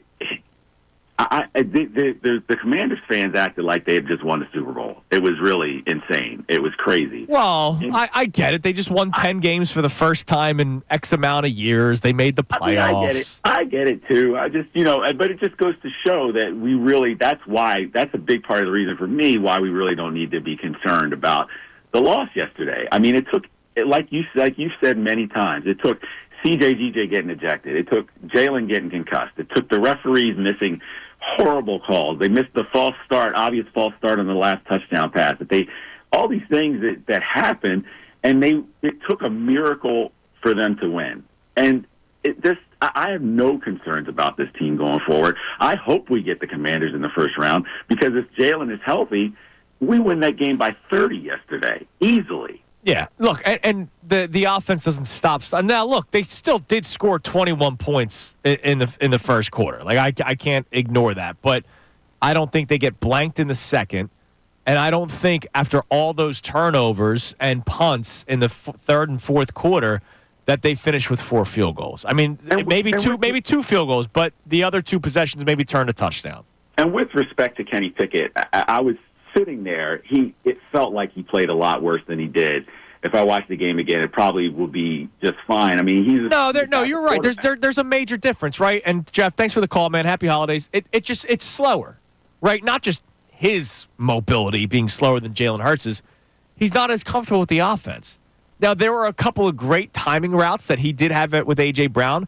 And let's not forget, if Devontae Smith catches the football, the game is over, and nobody's talking about how Kenny Pickett, had some shortcomings yesterday. But even if they did win the game, you would see the major difference between Kenny Pickett and Jalen Hurts. If anybody is out there considering, I'm not even going to say the words, Say it. No. You know it. No. If anybody's even considering Two that letters Kenny and a Pickett, word. no, I'm not doing the quarterback battle or quarterback competition. There's a major difference between the two quarterbacks. Kenny Pickett did some good things. He did some bad things. Why? Because he's a former first-round pick that might be considered a bust down the road, but will be a solid backup quarterback where he can help you, but he could also hurt you, and that's why he's a backup. Yeah, and the other thing that it does that people get annoyed, well, the Eagles blew this lead and that lead and this lead in the game. It's significantly harder to run out the clock when you don't have Jalen Hurts back there because the respect for the passing game is less. So you stack the box more against Saquon Barkley. You don't have to play read options. You don't have to play Jalen Hurts. You go ahead and you just get after number 26, and it makes it much tougher for you to have sustained drives to kill clock like we saw them do against Pittsburgh to end the game. So it all goes back to you kind of need your best quarterback on the field. I don't think that's rocket science. No, it is not rocket science. By the way, thanks to Jeff Kerr, who tweeted out how the Eagles could still win the 1 seed. Eagles win out. Possible. Okay. Lions lose to Niners. Vikings lose to Packers. Vikings beat Lions. Now, the beauty is I don't think both of those things will happen in Week 17 with the Lions and Vikings. So I think we will find out next weekend that they will officially be out of contention for the 1 seed. I want them to play their game against the Cowboys. Use that as like the final dress rehearsal before the playoffs. And then Week 18, when the one shot is out of reach, that's when you rest everybody. And that's what I've been kind of wanting. Obviously, I would love to have had the 1 seed and less games to play in the playoffs, and you would have the bye week. I wanted that. That was first and foremost. But if I said if I was not getting that, I would want to find out sooner rather than later because I did not want to play Week 18 with the chance of them getting the 1 seed, then playing their game to the fullest, and then needing the Lions to also lose. And if the Lions don't lose, it was all for naught. Yeah, I got you. So now, I got what I wanted. You're also, we're being picky at this point, and we have the opportunity to because the Eagles have put themselves in a position to control a lot of this stuff by the 10-game win streak. Whatever happens, wherever this team seeds out, and it'll probably be the 2 seed, they're still as good as they looked for 10 weeks. Oh, my God. Yeah. Yesterday was because of everything that happened. It's not and that we will hard to break it figure all out. down with our man Andrew DeCecco for the entire 8 o'clock hour, and we will still hear from you. The question for you to answer on our text line or phone line, did yesterday change how you feel about the Eagles? 610-632-0975. It is Kincade and Salciunas, Connor, and for John today, right here on 97.5 The Fanatic. Fanatic Sports Update. The Birds fail to clinch the NFC East. I'm Brendan Gunn, and this update is driven by Gary Barbera. Is Gary Barbera the best? Boy, I guess. New Rams and Jeeps, your choice. 0% for 72 months or $249 a month. Jeeps, cheap. Yes, the Eagles fell to the Washington Commanders yesterday by a score of 36-33, and they must wait at least another week to clinch the NFC East. The defense created 5 turnovers yesterday, but it wasn't enough to stop the Commanders. A big reason for that loss was the offense only converted 5 of those turnovers into 6 total points, and a huge reason for that was Jalen Hurts was rolled out of the game after taking a hit to the head in the first quarter. Hurts was later diagnosed with a concussion. After the game, Nick Sirianni spoke to the media and said regardless of who was out there on the field, the team has to get back to their winning ways soon. We'll go back to work regardless of, who played in what situation, and we'll, everybody from myself to the coaches to the players will hold ourselves accountable. The Eagles look to get that divisional crown next week when the Cowboys come to town. It's going to be a Kelly Green Sunday for the Birds at Lincoln Financial Field. The Sixers, though, they host the San Antonio Spurs tonight after splitting both their games this weekend against the Charlotte Hornets and Cleveland Cavaliers. Tip-off for that game's at 7 p.m. tonight, and we'll have complete coverage for you right here on The Fanatic. And the Phillies made a move yesterday. They traded for left-handed pitcher Jesus Luzardo from the Marlins. Phil's finally made a move. Hopefully it pays off and deepens the starting rotation. I'm Brendan Gunn on the home of the 76ers and the Flyers, 97.5 The Fanatic and 97.5thefanatic.com. Not only can you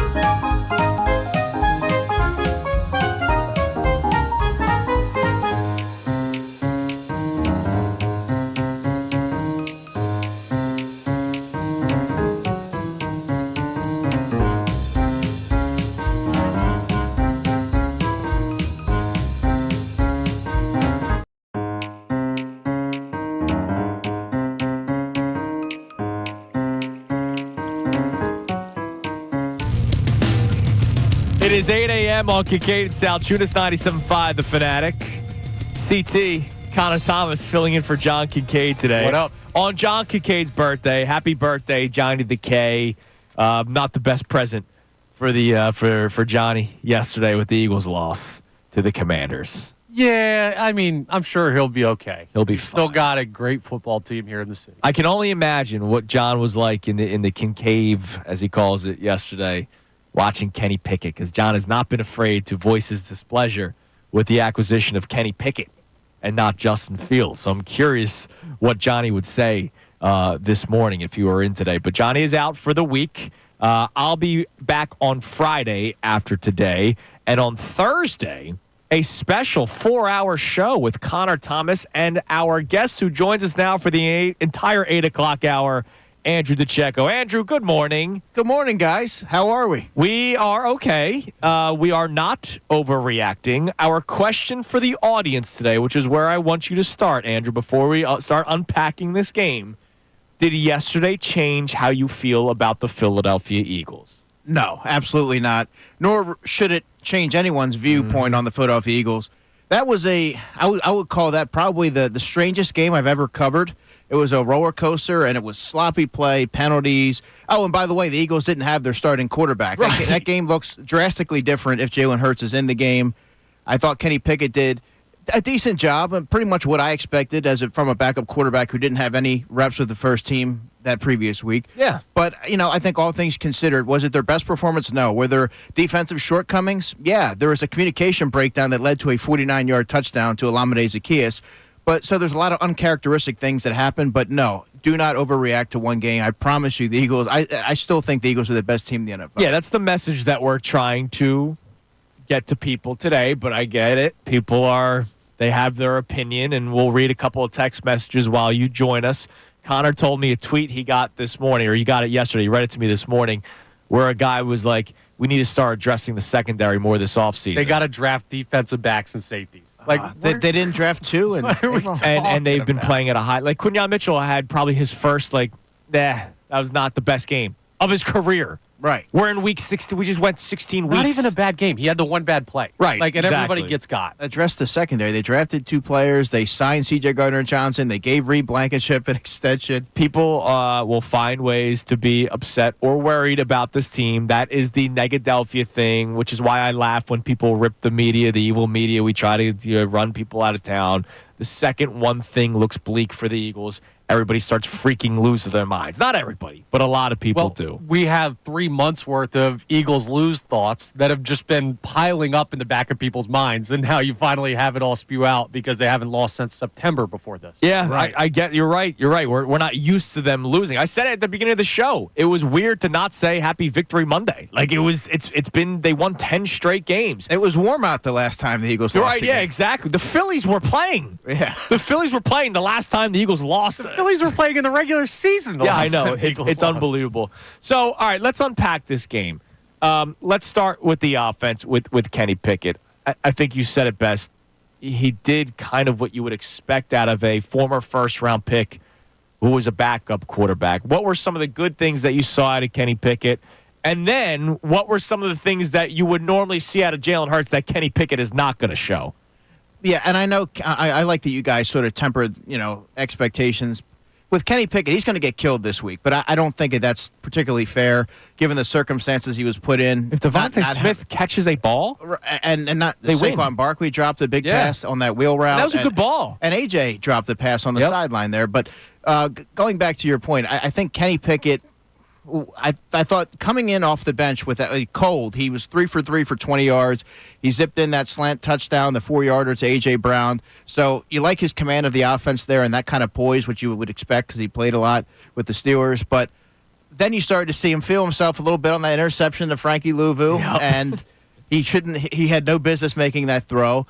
The Eagles were not able to move the ball offensively. I mean, when you have 5 turnovers, or your defense forces 5 turnovers, and you're only able to get 6 points out of that, that's a byproduct of a stagnant offense, so they have to do better there.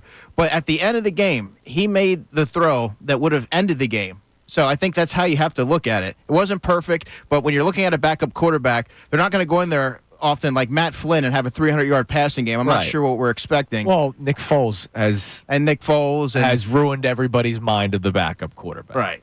And Jalen Hurts was the replacement to Carson Wentz as the backup quarterback, right? Think about it. The last two backup quarterbacks in Philadelphia. Mike Vick. Last couple of backup quarterbacks in Philadelphia. You had Mike Vick. You had Nick Foles, who won a freaking Super Bowl. And Jalen Hurts is now your franchise quarterback. They were all once backups. Now, don't forget Gardner Minshew, who was a monster down in Jacksonville before he came here. That's right. Yeah, I think the Eagles would still take Kenny Pickett over Gardner Minshew. I think so as well. And to the other part of your question, Andrew, how they had to play the Eagles different is you don't have to account for the RPO. Connor was just talking about that. You don't have to worry about the running ability. Jalen Hurts being that +1 in the running game opens things up for Saquon Barkley, but it also puts a lot of unique stresses on defenses, and they have to account for that. With Kenny Pickett, you just have to sit back there and say, okay, we're going to shut down the run, and we're going to force you to make throws. And then Kenny held the ball a little bit longer. He took 3 sacks. A lot of them were not a byproduct of the offensive line. I thought that he could have done more to help the offensive line there. But those are some of the shortcomings that are going to happen when you have a static quarterback back there. Yeah, and it's more valuable now to have Jalen Hurts than it ever has been in the past for the Eagles because he also does the blitz protections. Mm-hmm. That's something where in the past, if a backup came in, Jason Kelsey's still calling it out. Now, Kenny Pickett's got to make those calls. Or I don't know if they flipped responsibilities of Cam Jurgens when Kenny Pickett came in. Maybe that's something that'll come out this week. But that's another thing where that affects the run game, the pass game, everything. When you're getting pressure and you're not picking it up the same way you normally do in the pre-snap reads, that makes everything tougher. Yeah, absolutely. And I think all these things need to be taken into consideration because Kenny Pickett's going to get beat up an awful lot about this coming off this game. But there are so many different levels to this. So why the Eagles lost that game, there's so much to unpack. The defense, look, you guys know I've been really bullish on this Eagles defense, but there has now been multiple occasions where they've allowed teams to march down the field late in games. Look at the Jacksonville Jaguars game. Had it not been for the Nakobe Dean interception, who knows? Yeah, they might have lost that game. The Atlanta game. And then the Panthers game. Had it not been for the Xavier Leggett drop, and they allowed them to march down the field, of course, that was capped by that Jamison Crowder touchdown. So my only thing in response to all of those games, right? It was a Saquon drop. People like to say, I think it was a bad decision at the time, even though the play call was there. I didn't like the decision. And then you let them go down. In the NFL, once you give teams extra chances, the Jaguars game, they gave them a million extra chances. Yeah. And that's defenses can only be as good as they can be for so long. The Eagles forced 5 turnovers yesterday. I get it. They allowed them to go downfield to get the win yesterday. But, man, if I get 5 turnovers, I'm expecting to win a football game and not having to play on my heels the last couple plays of the game. Yeah, and let's not forget Josh Sweat left the game for a time. Jordan Davis left the game. Slay was out for a little bit. So there was a lot of pieces shuffling in and out. By the way, Tristan McCollum had to play 30-plus snaps because C.J. Gardner-Johnson got ejected as a defensive leader. That cannot happen. So there's a lot more shuffling and lack of continuity there on the defense, really, than there has been really in their 10-game win streak. So can you talk about Chauncey Gardner-Johnson? I don't know what happened. You were there, and, of course, you have the reporter pool as well from the officials. But we're watching the game at home, right, and it's just Chauncey Gardner-Johnson's been ejected. I'm like, okay, they're going to show it, right? They're going to show it. They never showed it. What the hell happened? Yeah, so we didn't even get to see it really either, but we saw him giving the middle fingers as he's walking into the saw the that there. Yeah. Right. Thanks to fan video, I've seen that. Yeah, so this was from the pool reporter from Washington, and she spoke to the referee Sean Smith, and the answer that he gave on that ejection that was the second unsportsmanlike was he's basically taunting the opponent on the second foul. He already had a first one earlier in the game that we had announced as his first towards disqualification, so this became his second. He was taunting the players, so that's a disqualification by rule. That was the answer that Sean Smith gave. So I gotta understand. Hopefully, Chauncey Gardner-Johnson can expand on what he wasn't. His locker was cleaned out, so we didn't have a chance to, ask him He about did tweet out at 4:45 yesterday. Respectfully, got kicked out for nothing. I play with passion and fire. Guys was chirping all day. What do you expect? And I gotta imagine in an NFC East divisional rival matchup in which Brian Robinson, one of their leaders, is talking about how they're the better team and all this kind of stuff. Fumbled twice, by the way. Fumbled twice yesterday. Maybe there was chirping being done on both sides. And I'm not one that necessarily blames officials, but I do find it interesting that it seemed like maybe the guy, as we were talking about during the commercial break, a guy that maybe people know has the reputation. Maybe that's why he was targeted when it came to this. Yeah, and he talks a lot. If you watch him during the games, his head's always moving, and he's not going to shy away from that. That's his personality. That's also what makes him a good player to add to the defense. It adds that swagger. It gives you that edge. But in a moment like that, when the stakes are high, you have a chance to win the NFC East, you have to have the presence of mind and have some restraint, knowing that you are a defensive leader, knowing that now you're putting someone like a Tristan McComb and the defense as a whole in a really tough spot. And I just thought that he came up small there. You have to be able to have some kind of restraint.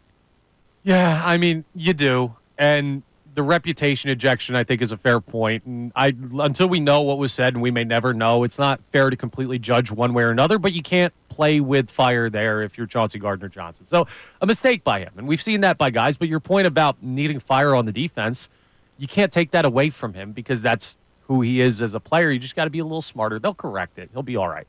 Like, again, these are not continuing issues. No, but I think now they're gonna be looking at it with a magnifying glass every single week. They're gonna look at him. Sure. They're gonna look at Jalen Carter. Right. And that's something that if you're the Eagles, you hope doesn't surface. I just love how that's the magnifying glass for Jalen Carter. Not the plays that he's held on every single play, but his actions. Yeah, a light tap on a lineman. He got one again yesterday. Yeah, exactly. And that was good. That was a good acting job by Sam Cosmi, their lineman. I mean, what are we doing here? But yeah, those are two players that I think a lot of it, what makes them great is that they play with an edge, is that they play with that ferocity and that toughness, which very much embodies the Eagles' defense right now. But at the same time, you have to be able to show some restraint, and that's something that you hope, if you're the Eagles, doesn't surface in the postseason. Well, now, can you make a case that maybe there's positives out of this? So I laugh at people like Bill Colarulo who bring up I need them to lose at some point before the playoffs, and I don't buy in that theory. But to that theory, so they lose yesterday, but it's not that they just lost. It's the unsportsmanlike conduct penalties. We'll play you a couple of clips from Nick Sirianni at 8:30 when we do our Monday morning radio host segment. But he talked about the sloppy play, 12 men on the field. He talked about the unsportsmanlike conduct penalties. If anything, it's a good thing it happened when it did, and especially against a good team. So now Nick Sirianni can say, look, that's a playoff team. You can't do that stuff in the playoffs against a team like that. No matter how many turnovers you force, no matter how many points you put up, a team like that can beat you. So this could be a great teaching week from Nick Sirianni. That's a fair point. And it's obviously it's never good to lose a game. Of course not. But there are teaching moments. Jalen Hurts talks about it all the time, lessons learned in win or loss. So in this case, when you're winning 10 games in a row, you haven't really experienced much adversity. And it's kind of tough to kind of cruise in to the postseason not having experienced that adversity. This almost allows them to hit the reset button, figure out some of the areas that they need to iron out, such as making sure they're disciplined and some of the things that they had been so strong at earlier in the season that maybe it goes by the wayside because you continue to win. I think they'll be able to make that a focal point during the week and kind of hit that reset button going into January. All right. 610-632-0975 is the number you could text in or call in. Brendan Gunn producing the show today. Gunner, what are the people texting in today? Because Andrew DeCecco said what Connor and I have said from the beginning of today's show. Yesterday is not a game to overreact to. There are things to react to, things that the Eagles can work on this week. But ultimately, they lost their starting quarterback. The defense forced 5 turnovers, but when the offense is not doing enough in the second half of the football game, again, 5 total turnovers, and of the turnovers in the second half, they only led to 3 points or 0 points. They did not do enough to capitalize on the turnovers of the Washington Commanders, but there are people, we saw it yesterday on social media, we've heard from a couple people today that are reacting. Did yesterday change how you feel about the Eagles? What do we have on the text line, Gunner? Yeah, I thought I was a ray of sunshine this morning, but we got a first-time texter, no name. The Eagles' defense sucks, and it showed yesterday. You can't give up 21 points plus in the fourth quarter and win a game. So, does the Commanders' defense suck? Because didn't the Eagles score 20 points against them in the fourth quarter the last time they played? Yes, that is correct. So I wonder if that guy thinks the Commanders' defense and sucks. Where was that criticism when the Eagles, bottled up Lamar Jackson? It's funny. It's a what have you done for me the last 5 minutes? That's what it seems like to me. I guess, but I mean, that's sometimes we got to not be nonsensical. Yes. Come on. You guys aren't nonsensical. I mean, you guys are very rational. Yeah, but then we get the heat all the time. Oh, you guys are trying to run players out of town, coaches out of town. You guys are always critical. No, we're critical when we're supposed to be. And I can be critical about the Eagles' defensive performance yesterday, but to say they suck is stupid. Like that, I'm glad that you didn't put your name to it, you coward. Yeah, that's like preposterous. I can't believe it. That's what you guys are dealing with this early. Yes! Coming off their first loss since September. Oh my God! Yeah, you're right. They had a 10-game winning streak, but no, they stink. The defense is horrible. By the way, the better side of the football all season long. Like the offense hasn't been bad, but the defense has been the more consistent side of the football all season long. What else we got? Yeah, we got somebody with a little bit of sense this time. We got Marcus from New Hampshire saying, I hope everyone sees how valuable Jalen Hurts is to the team now. No need to panic for this team. They'll be just fine. I think it just shows how good we are because even without your starting quarterback down to the Commanders, they still needed a heroic performance from Daniels to beat us. That should be one of the biggest takeaways. That's a good text from Marcus. Yeah, and it should be one of your biggest takeaways. Like, Kenny Pickett wasn't bad, right? You can talk to it. You're the football guy, Andrew, even though I like to believe that I am. Kenny Pickett, you are too. Kenny Pickett wasn't bad yesterday. No, he wasn't. But there's a difference between his okay and Jalen's okay. Jalen's okay is even better than Kenny Pickett's okay. Yeah, they're not even in the same class. If Jalen stays in that game, needless to say, the Eagles win that game probably by, 14, the way they're moving the football that early. I mean, they were able to compile so many points. I looked up, it was still the first quarter, and it was about 2 o'clock. But, long game yesterday. It was a very, very long game. And I think that when you look at Kenny Pickett's performance, you have to almost grade on a curve. He didn't get any first-team reps during the week, as is pretty typical for number 2 quarterbacks. And I thought that he made some nice throws. That 45-yarder to A.J. Brown, which, by the way, put him over the 1,000-yard receiving mark for the 3rd consecutive season, and that touchdown that he had to A.J. And he made some timely throws, and he put the ball on Devontae late in the game. And the game's over if he makes that catch. Yeah. Was it perfect? Not at all. He held the ball long. He took some bad sacks, and I just thought that he was sometimes careless with the football. But, I mean, there's far more compelling storylines coming off that game than Kenny Pickett. So let's talk about that, though, because it could become more of a storyline depending on Jalen Hurts' availability. First of all, the Eagles-Cowboys, I know we're looking forward a little bit, but did Kenny Pickett give you enough confidence in him that they can go win a game against the Cowboys next week?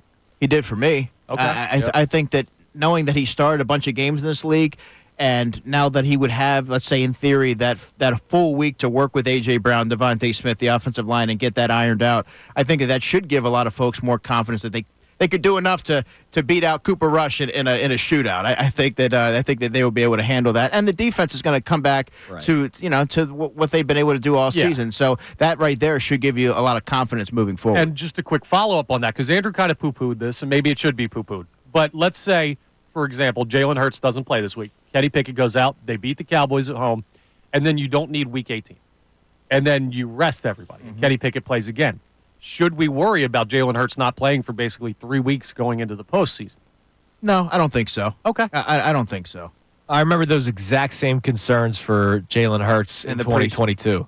Right, and also remember he missed 2 games. Not playing in the preseason, right? Not playing in the preseason. He went right out, and he was going toe-to-toe with Jordan Love week 1. Yeah. So. I think they have a formula on how this offense would work. So I'm not worried about that. Makes me feel better. So that. Andrew DeCecco is with us for the entire 8 o'clock hour today. Again, added role for him, which we absolutely love from now until the end of the season for the Eagles, which hopefully is in the Super Bowl, a victory in New Orleans. But Andrew's going to be joining us for the 8 o'clock hour on Mondays to react to Eagles, hopefully, wins moving forward. Of course, he'll still do his hour on Fridays, and we're also going to speak to him at the midweek point on Wednesdays as well. If you have a question for Andrew, you can text in or call in at 610-632-0975. We will continue to unpack this game. Coming up next, we normally did it at 8 o'clock right before Andrew would join us for 10 minutes on Mondays, but now that he's with us for the hour, we're going to start doing it at 8:30. It's the Monday morning radio host, which is our chance to play some clips from Nick Sirianni's press conference and break down what he had to say about his team's performance. And for the first time in a long time, it's about an Eagles loss. So we do that coming your way next. You can text in or call in again, 610-632-0975. It is Kincade and Salciunas. Johnny out today and for the rest of the week for the holidays right here, 97.5 The Fanatic. Fanatic Sports Update. update. The birds fall in Washington. I'm Brendan Gunn, and this update is brought to you by Philly Sports Trips. Join Andrew Salciunas in Clearwater Beach next March for the spring training trip of a lifetime. Go to phillysportstrips.com and place a small deposit to reserve your spot. That's phillysportstrip.com. Yes, the Eagles lost to the Washington Commanders yesterday by a score of 36-33, and they have to wait at least another week to clinch the NFC East. The defense created 5 turnovers yesterday, but it was not enough to stop the Commanders. A big reason for that loss was the Eagles only converted all 5 of those turnovers to 6 total points. And a huge reason for that was Jalen Hurts was ruled out of the game after taking a hit to the head early in the first quarter. Hurts was later diagnosed with a concussion. We'll keep you updated as far as that goes all day long here on The Fanatic. After the game, Nick Sirianni spoke to the media and said regardless of who was on the field, the team has to be better. We'll go back to work regardless of, who played in what situation, and we'll, everybody from myself to the coaches to the players will hold ourselves accountable. The Sixers are hosting the San Antonio Spurs tonight after splitting both their games this weekend against the Charlotte Hornets and the Cleveland Cavaliers. Tip-off for that game at 7 p.m. tonight. We'll have you covered all day long on The Fanatic with that Sixers game with tip-off at 7. This update was also brought to you by the Bare Knuckle Fighting Championship come January 25th, the biggest fighting event ever to hit Philadelphia. Knuckle Mania 5 from Bare Knuckle Fighting Championship Saturday, January 25th at the Wells Fargo Center. I'm Brendan Gunn on the home of the 76ers and the Flyers, 97.5 The Fanatic and 97.5thefanatic.com. Happy holidays from the Fanatic family to yours. Hey, it's Ricky Bo from 97.5 The Fanatic, the best show ever. I want to wish all of you very happy holidays and a fantastic new year upcoming. Hey, everybody. Rich Ivanisi from 97.5 The Fanatic Sales Department. I'd like to wish all of our listeners a very happy holiday season and prosperous.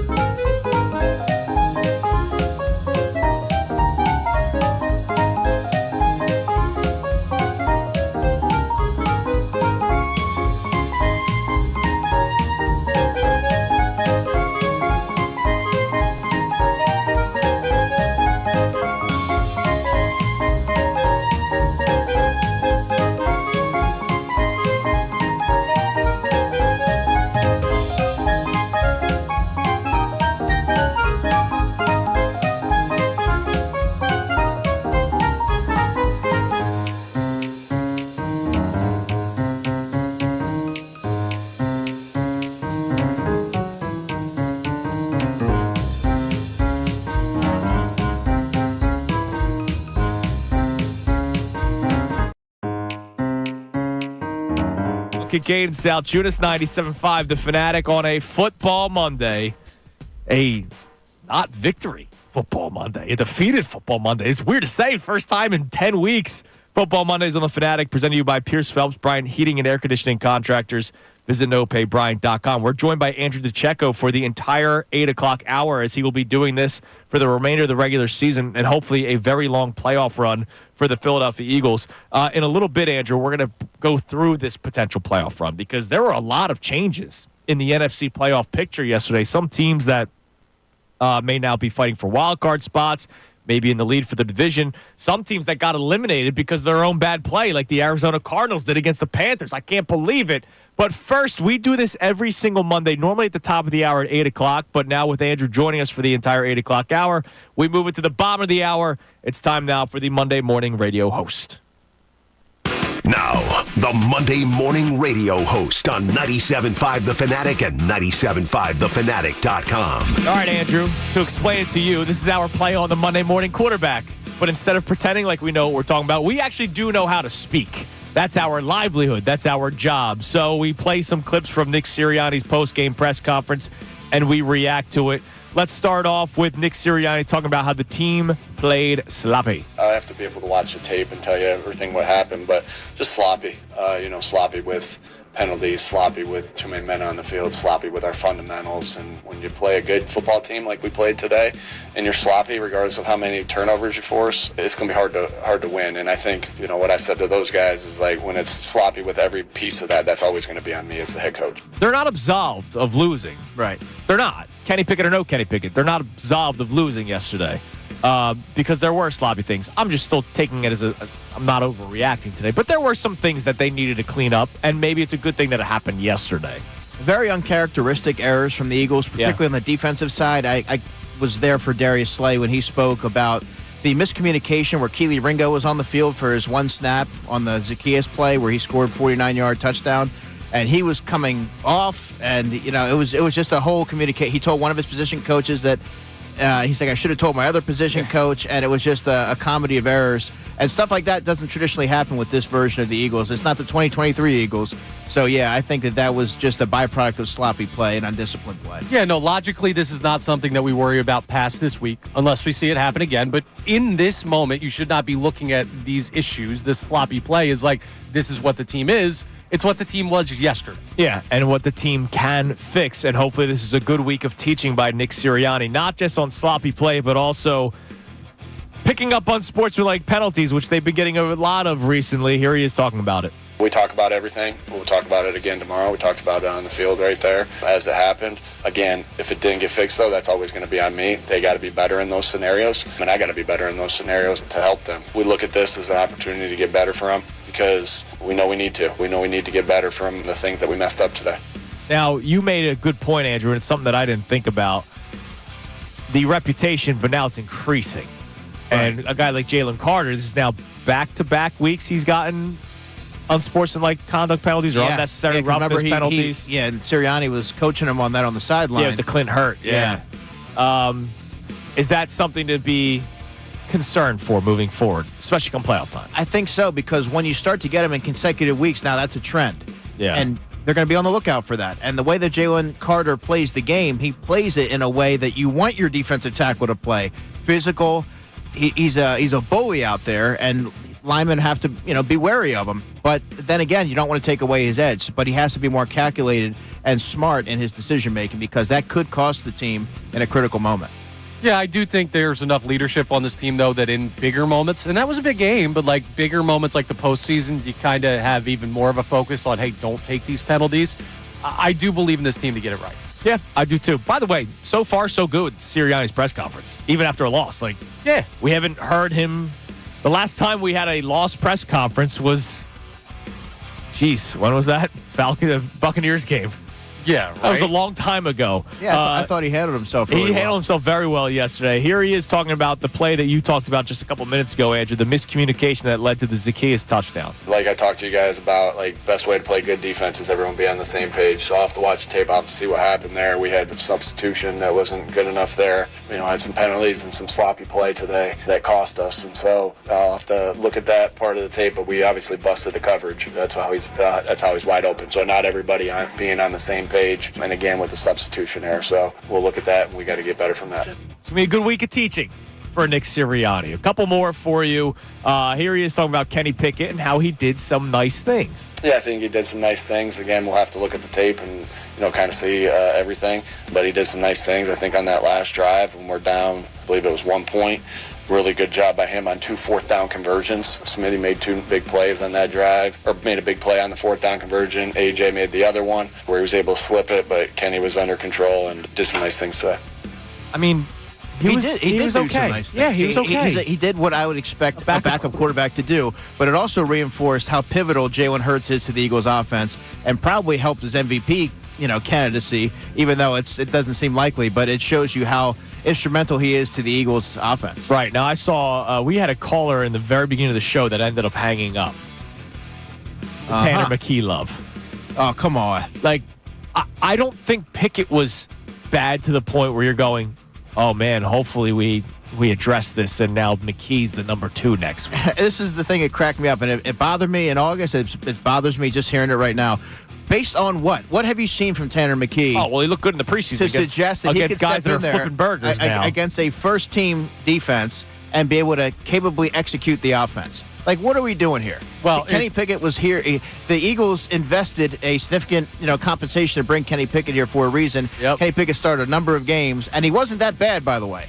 It's Nick Foles' fault, because if a backup plays in this city ever again, we're going to expect them to play Super Bowl caliber football, or you think there's somebody else out there. We got incepted by the greatest backup performance of all time. We've been spoiled, and even Hurts originally as the backup to Carson Wentz. And it used to be, maybe we'll see Nate Sudfeld. It was the same thing, the number 3. Yeah, no, we're no number 3s. All right, last one.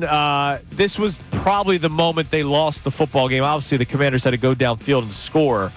But after Reed Blankenship intercepts the Jaden Daniels pass that was deflected by Darius Slay, the Eagles went 3 and out, which killed them. Here's Sirianni talking about it. I think the first play, we lost some yardage, then we completed one to AJ, and then we passed it to Smitty. So I thought we were aggressive. I thought Kellen did a good job of calling it there, being aggressive. At the end of the day, they made one more play than we did on that. Looking at that part, I'll have to go back and look at it and just our sequence there. I liked how we went about it to, I think a lot of times you'll see teams maybe run there. We were going to be aggressive in those scenarios. That's how we've been able to run a lot of the clocks out. We just didn't do it this time. The game was over if Devontae Smith makes that catch. You go to the 2-minute warning. The Commanders have 1 timeout left. Even if you don't, score a touchdown. Even if you don't run out the clock, you're only giving the Commanders probably 30 seconds to work with to go downfield to score a touchdown. Their final drive, they burned off 1 minute and 52 seconds. It was an 11-play, 1-minute 52-second drive, 57 yards. If Devontae Smith just freaking catches that football, and he's got some of the best hands in the NFL. Yeah, we're joking around. We're saying when they win the Super Bowl this year and they do the 40-year anniversary of the Super Bowl, he's going to be out there with a walker. Hopefully not. Hopefully he's still in great shape at the age of 60. He'll be fine. He'll be walking out there. They're going to recreate passes, and he'll catch the ball. He's not going to drop it then. No. That was so uncharacteristic. He might not drop another pass in his career. He's going to take that so personal and really harp on that. But, yeah, he makes that catch, the game's over. It's just flat. You can say what you want about Kenny Pickett, but when he had to make a throw in a critical spot, he did. He did it, yeah. All right, that's the Monday morning radio host. Thank you, Brendan, for putting that together. So we touched on it earlier about an hour ago. Connor and Brendan and I went through the NFL playoff picture. So the Cardinals, we mentioned, officially eliminated yesterday when they lost to the Panthers, which is horrible for them because they've been putting together a decent little season. The over-hit, by the way. Oh, nice. 6.5 wins. But the Seahawks and Bucks both lose yesterday, which puts them on the outside looking in. So the fear of the Bucks that everybody has, there's still a chance that they miss the playoffs. Right. Because the Falcons win yesterday. I know the Falcons' schedule down the road is more difficult, but they have the advantage because even if they tie record-wise, they have the head-to-head. And it seems like the Bucs' only chance of making the playoffs at this point is by winning the division because they're 2 back of the Commanders. Yeah, the Falcons have the advantage, but they have a young quarterback in Michael Penix. Obviously, he's looked good thus far, but you don't know if he's going to be able to sustain that. Yeah. So they could very easily turn it back over to the Bucs. They could. I could see them opening the door based on some typical rookie errors that you're going to see, some growing pains along the way here. But Yeah, who did the absolutely. Bucs lose to? The Bucs? Yeah. They just lost against the Cowboys. Yeah. Yeah. That's the team we're worried about. Like, this is what I'm saying. Like, I understand what's happened in the past against Tampa Bay, but I'm not worried about that team. No, they're not sending shivers down my boots, but like the Todd Bowles factor is real when it comes to Jalen Hurts. It absolutely is. That factor is real. All right, so Andrew's joining us for another segment as he joins us for the entire 8 o'clock hour today. So coming up next, we'll let the football guy answer some of the questions and concerns of the people. If you have them, there are some people that aren't concerned and logical today. You could text in or you could call in 610-632-0975. And later on in the show, you just mentioned Michael Penix. I'm going to read you the headline during the commercial break, but I want to save it for the air. We're going to do this at 9:30. Sometimes I like to hold other media members and networks accountable. Something that I read about Michael Penix just cracked me up this morning. It is Kincade Salciunas, Andrew DeCecco joining us for another segment here for the 8 o'clock hour right here, 97.5 The Fanatic.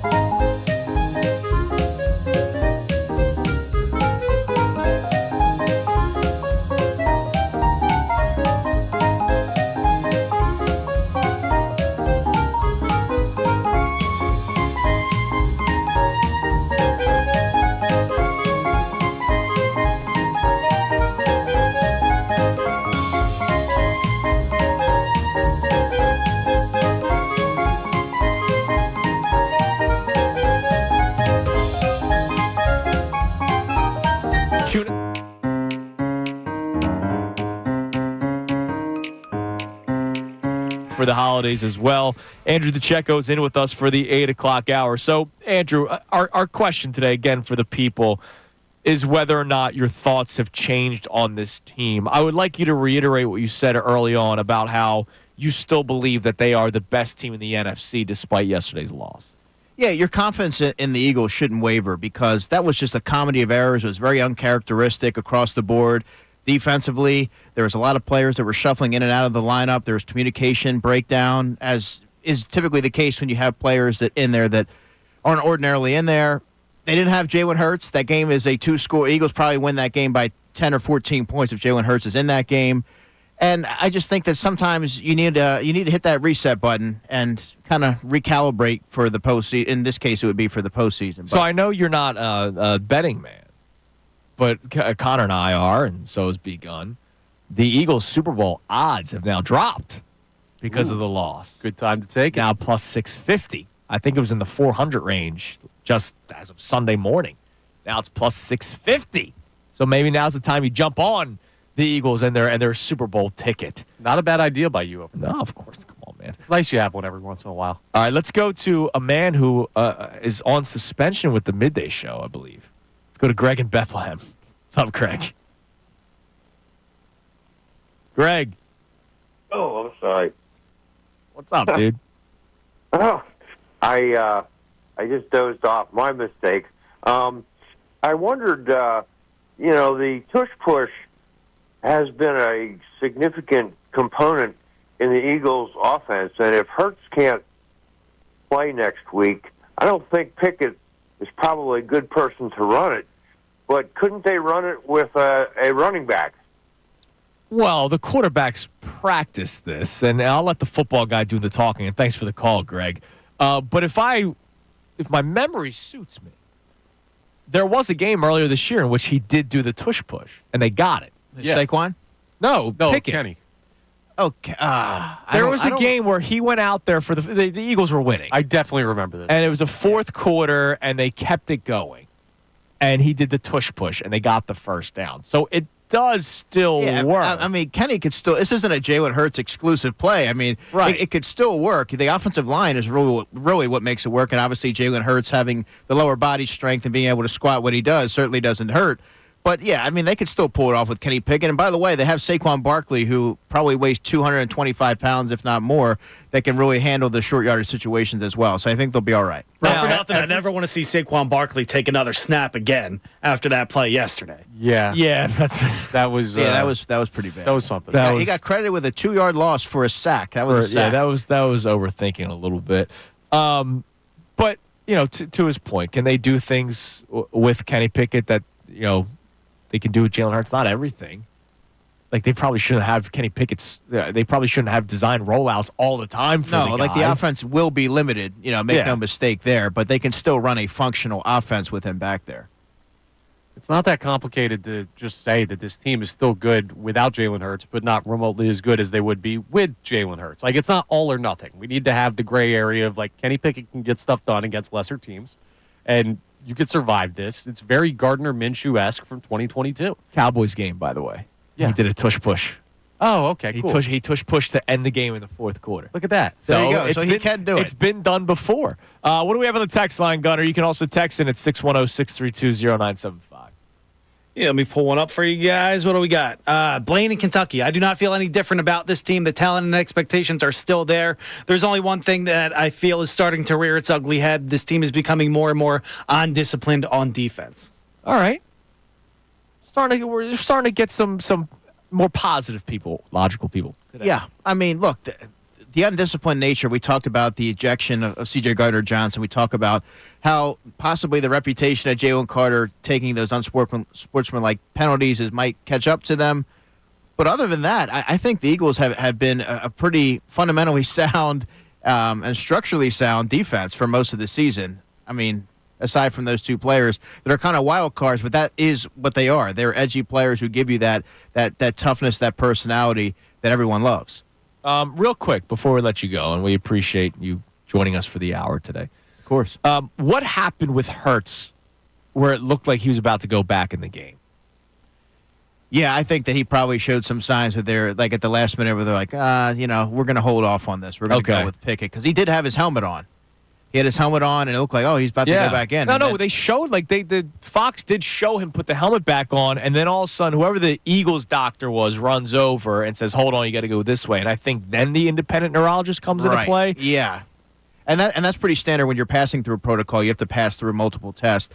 And so the person sitting next to me was like, Hurts is going back in. I said, no, he's not. I said, Kenny Pickett's going right into the huddle right now. Yeah. And then that's when you saw they were shutting him down for the day. And that's not something they're going to play around with. No. I would not. It's very difficult to pass through protocol in 1 week. I think the only two players that have done it were Van Sumeren and Sidney Brown this year.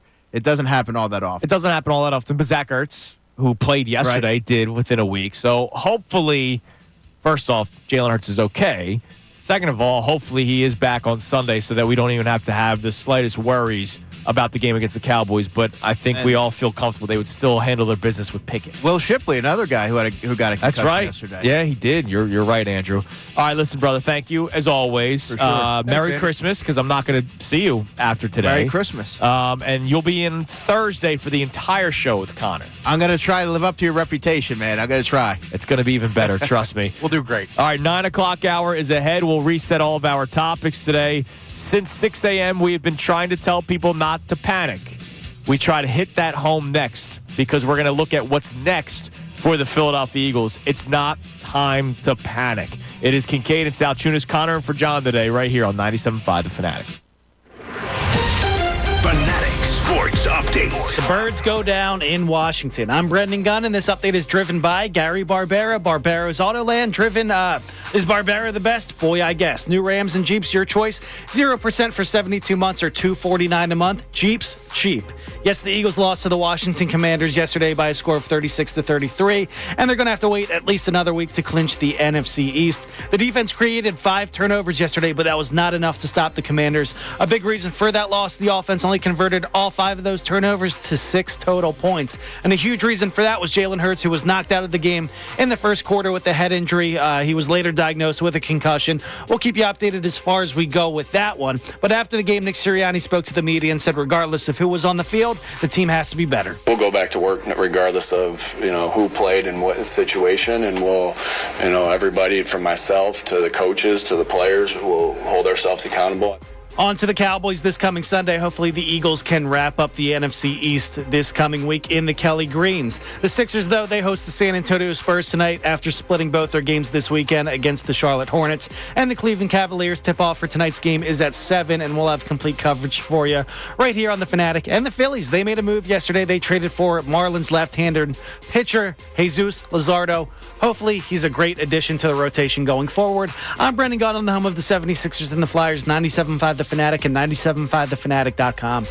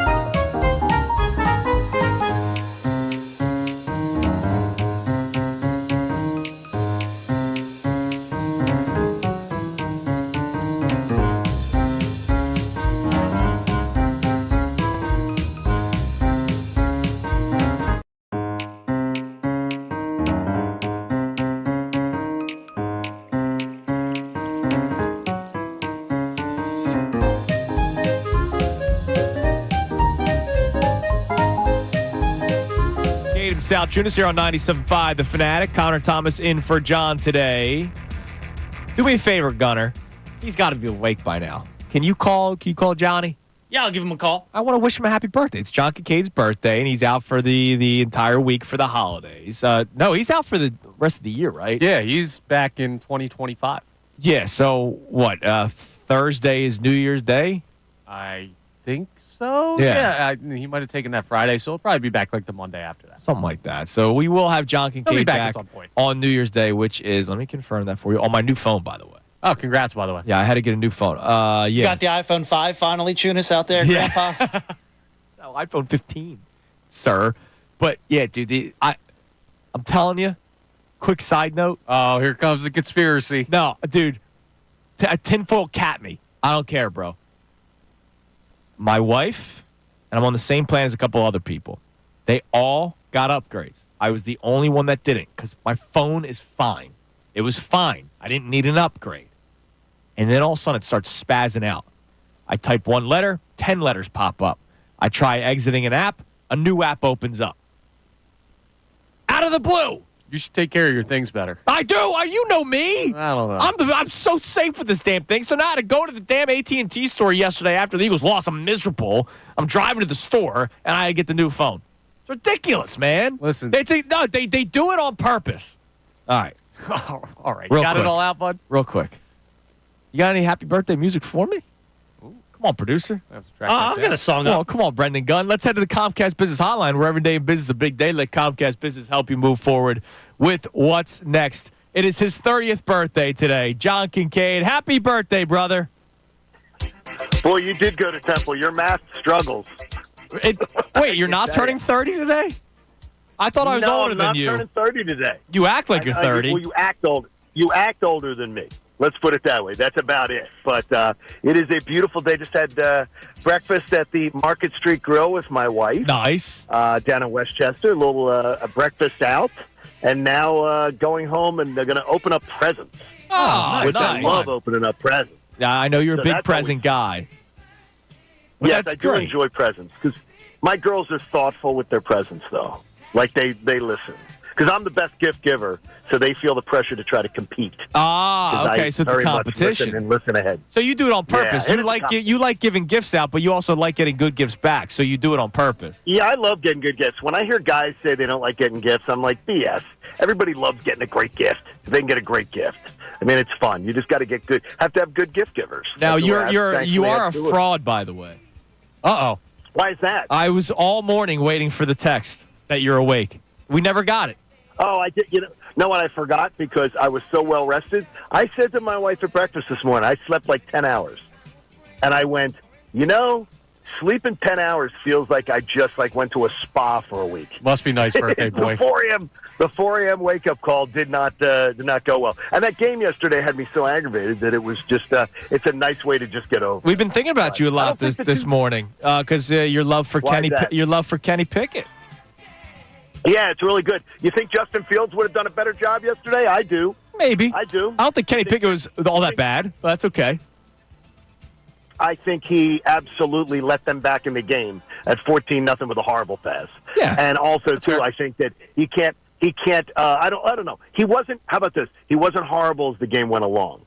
But I think he let them back in the game at a critical point where you don't make a mistake. How you like that man? How's men? No, men? men's men. Yeah, that was a bad opening kickoff. He should be gone. He should be gone today. Oh, get the hell out of here! Oh, he had to make an impact. It's your birthday. Come on, Johnny. Enough with the take. How do you not? Guess what? When I blow out the tonight at the Paul's table, which is, by the way, is awesome. My birthday dinner at the Paul's. When I blow out the candle on my cake, one of my wishes is going to be that we get a competent person. How about just letting Jake Elliott kick it in the end zone? Well, maybe Jake Elliott can't handle the new kickoff. Maybe he's not good at it. No, but he can cook it. He can kick it in the end zone. Joke's on you, Johnny. You just told us your wish, so now it doesn't come true. That's right. Sorry, buddy. That's right. That's a good call. Yes, it is. Apparently. Oh, wait a minute. Well, there's other things I'd like to do. I told you last night, Andrew, though. I went back. I had to go back and look at it. If Saquon catches his ball, or AJ catches his ball, or, of course, Devontae, Butterfinger this morning, they win. Catches his ball. Either one of those, they run at least another minute or some off the clock, they win that game. Yeah. It's incredible. We've three talked different about ways from 3 different stars. I can't believe it. Yep. I haven't listened this morning, but I know you guys are great. Wow. And I love Jeez, you thanks guys. for the ringing endorsement. I haven't listened this morning. Thanks a lot. Well, if I had listened, maybe I would have like little critique points or something, but I don't. I love you guys, and thanks for wishing me a happy birthday. You're the man. Happy you too, birthday, Johnny. John Happy Kincade. Take care. I'll talk to you guys soon. Love you. Love Bye, you buddy. too. See you later. There he is. Johnny the K, birthday boy, wishing for a new punter. Like, come on, man. This is his perfect. It's a shame that he's not working today because Kenny Pickett played, and he hates Kenny Pickett, and he's worried about the punter. Today is a wheelhouse day for John Kincade, and he's not here. It's a shame. I knew he'd bring up Justin Fields. I love it. I did not see the punter coming. That's so out of left field. That one I was not ready for either. Maybe he was one of our unnamed texters earlier. You know what? That could be it. The punter ruined Christmas. Oh my goodness. He's the Grinch, Braden, man. Well, at least we're not overreacting today, right, folks? Yeah. By the way, Chase Daniel, who hates Jalen Hurts, but then all of a sudden loved Jalen Hurts last week because he threw the ball against the Steelers and they won. He puts out a tweet yesterday at 3:52. All right, so we're nearing the end of the game here. He's another one of these.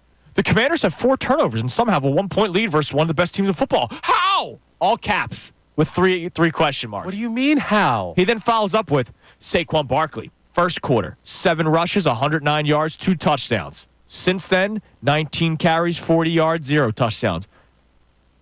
Do you not realize why? You're so close, buddy. Just reach out, that little brain cell you got left, and grab it. Jalen Hurts was hurt. That changed everything. And look, we have seen Saquon with Daniel Jones be very successful, right? So there could have been a chance that Saquon could have carried the team en route to a win yesterday. It didn't happen. Defenses can key in on one guy, and it wasn't his best performance, so they had to focus more on Kenny Pickett offensively. And again, as we just talked about, he did some okay things that a backup quarterback I expect to do. Now, to Johnny's point, if Justin Fields is back there, his threat to run, Justin Fields makes more sense with this offense, right? Yeah, probably. Because you're scheming an offense. Nick Sirianni, during his press conference yesterday, we didn't play it during the Monday morning radio host, talked about how we have game plans for each quarterback. Now, obviously, you're not spending as much time with Pickett, and you're definitely not spending as much time with Tanner McKee. You only have so much time in between games. But if you had Justin Fields, you could probably run the similar offense, the RPO style of offense. Yeah, I mean, I guess. His job in Pittsburgh this year has basically been, since Russell Wilson took over, it's basically to get concussed. He just goes out there every once in a while on third down and gets to try to get a run. And gets smoked on every well, because teams know what's coming. He does the same thing every time he comes out there. He gives you something more, but we're splitting hairs about a backup quarterback that, fingers crossed, knock on wood, won't matter any deeper in the season than at the most this next week. Yeah, absolutely. All right, Gunnar, what do we have on the text line? You can text in or call on 610-632-0975. Our question today, did yesterday change how you feel about the Eagles? Now, I went on the diatribe this morning about how we should not overreact because the Eagles defense forced 5 turnovers. How many more stops did you want them to make? The offense clearly is better with Jalen Hurts as the quarterback. If anybody was thinking differently before Kenny Pickett started playing and still now, then you're just straight up wrong, and I don't know what you're watching. And I don't expect Devontae Smith to ever drop a pass like that again in his career. And if he makes that catch, and as John mentioned, A.J. Brown makes his catch, Saquon Barkley makes his catch, the game's probably over. And if it's not over, the Commanders have less than a minute with no timeouts left to try to win that football game in which they needed to score a touchdown to take the lead. So I'm not overreacting today to anything, not even the punter. 610-632-0975. What do we got, Gunnar? Yeah, we got Jeff in Eagleville checking in. He says, if anything, this loss makes me feel better about the Eagles' chances. If it takes a CJGJ ejection because he spoke words from the English language or hurts injury and a drop from Smith for the Commanders to beat the Eagles, then I'll take that loss. They'll move past this game today and clinch the division on Sunday. Easy joke. Was that the English language? Ha, ha, ha. Yes. I was going to make it if you weren't. Yeah, look, so many things had to happen for the Commanders to come back to win. So many things. Right. This isn't a how did we lose this game. It's how did we almost win. That's how the Eagles should be looking at it. That's how the fan base should be looking at it. Well, that's why we played the A.J. Brown clip earlier today. Let's play it again, Gunnar. A.J. Brown was at his locker yesterday, And this was probably the best message that he and anybody in the Eagles can be giving to fans, media members, or themselves within the locker room. Absolutely. That was one of the things I just said to the team. Nobody's in here better not lose no confidence. You don't let hard times harm you. It's not even a hard time. This is stuff you can control. Life happens, and you're not going to get everything you want. And good thing we have another opportunity in front of us. Yes, you can let it fuel you. To me, I don't. Me personally, when the game is over, it's over. Even win or lose. So, I'm not attached to it with the emotion. What fulfills me is the matchup and me compete at a high level. So, yeah, look, nobody should lose their confidence, and nobody should. I'm talking to fans too. Like, this is not going to be the beginning of the demise, the collapse for the Philadelphia Eagles. They're going to handle their business Sunday against the Cowboys, rest everybody against the Giants, and get ready for a playoff. Yeah, absolutely. It's wild. All the things that went bad in this game, there was still some good in it. Like, if I told you the Eagles scored 33 points against the Commanders, you'd say win. Yeah. But if I told you they gave up 5 touchdowns to Jaden Daniels, you'd say loss. But if I told you they made 5 turnovers happen, you'd say win. And if I told you Jalen Hurts got concussed, you'd say loss. Yeah. It was a bunch of stuff that went into this game that are anomalies. It was a wild game. It was a wild Week 16 game in the NFL, and Jalen Hurts will be back, okay? And once he's back, the offense will look so much better. Making him sound like the Terminator. I'll be back. Oh, there it is. Thank you. All right, let's go to Glenn on the cell. What's up, Glenn? Yo, what's going on, boys? Good morning. What's up, G? How you doing, brother?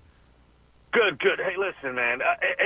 I think I'm pretty rational most of the time, and listen, being someone who watched the Steelers, over the last few years, Kenny Pickett's been bad. He played well enough to win the game yesterday, and again, obviously, John and you guys have just touched on it.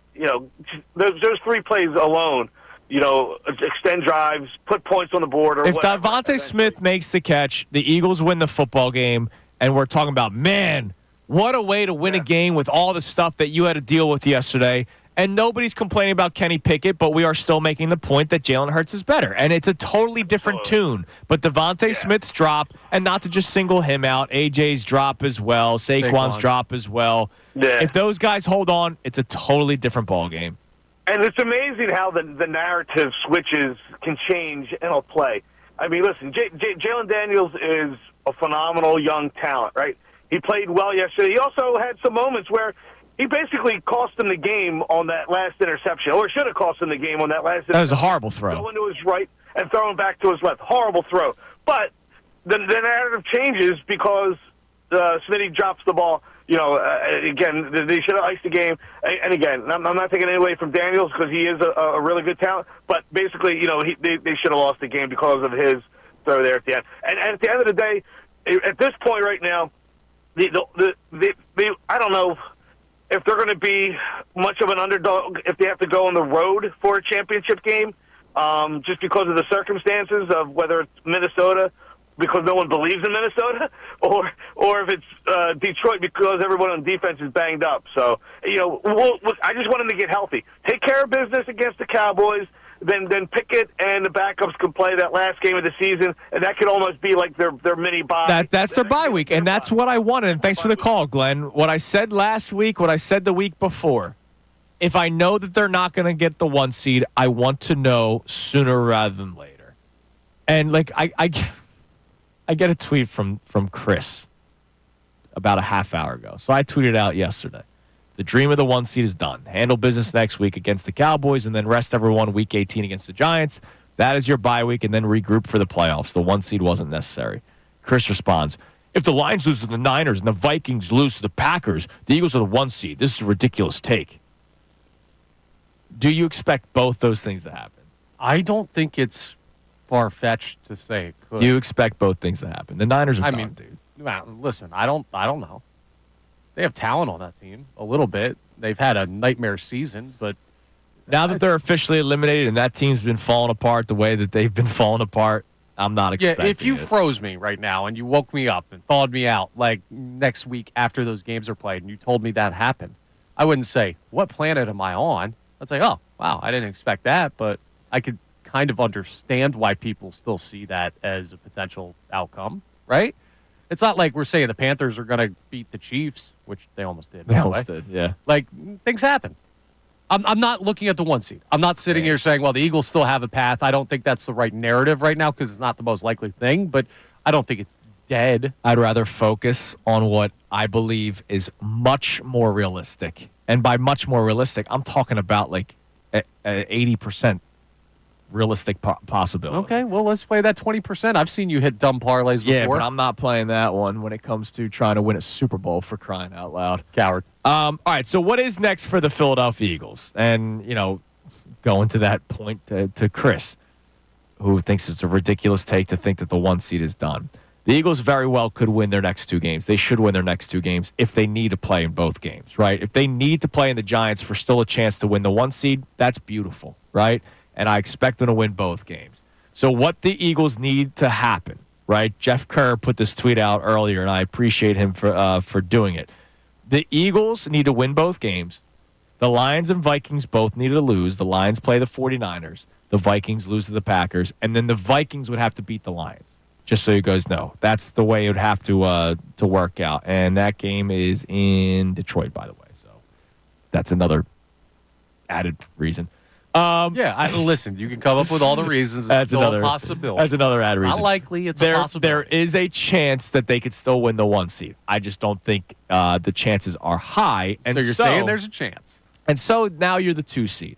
And if you go into the playoffs as the 2 seed, you would be playing the 7th seed in the playoffs. And right now, it's the Washington Commanders. There is still a chance that the Packers could fall.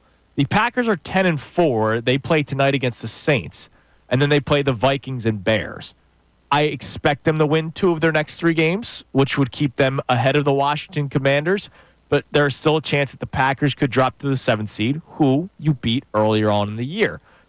I expect the Eagles to win whoever they're facing. Yeah, but I'd rather see them play Washington. I agree with you. Not even close. Washington would be outside of Atlanta, Washington is the number 1 team that I want to play in the postseason. Okay. And so the Eagles would then play the next the highest seed in the second round of the playoffs. And so the Packers, again, if the season were to end today, would be playing the Rams, and the Falcons would be playing the Vikings. I assume the Vikings win that football game. If the Packers win against the Rams, the Eagles would be playing the Vikings in the second round of the playoffs. Yeah, let's go. Which I know a lot of people are poo-pooing the Vikings. If the Rams were to beat the Packers, then the Lions would be playing the Vikings, and the Eagles would play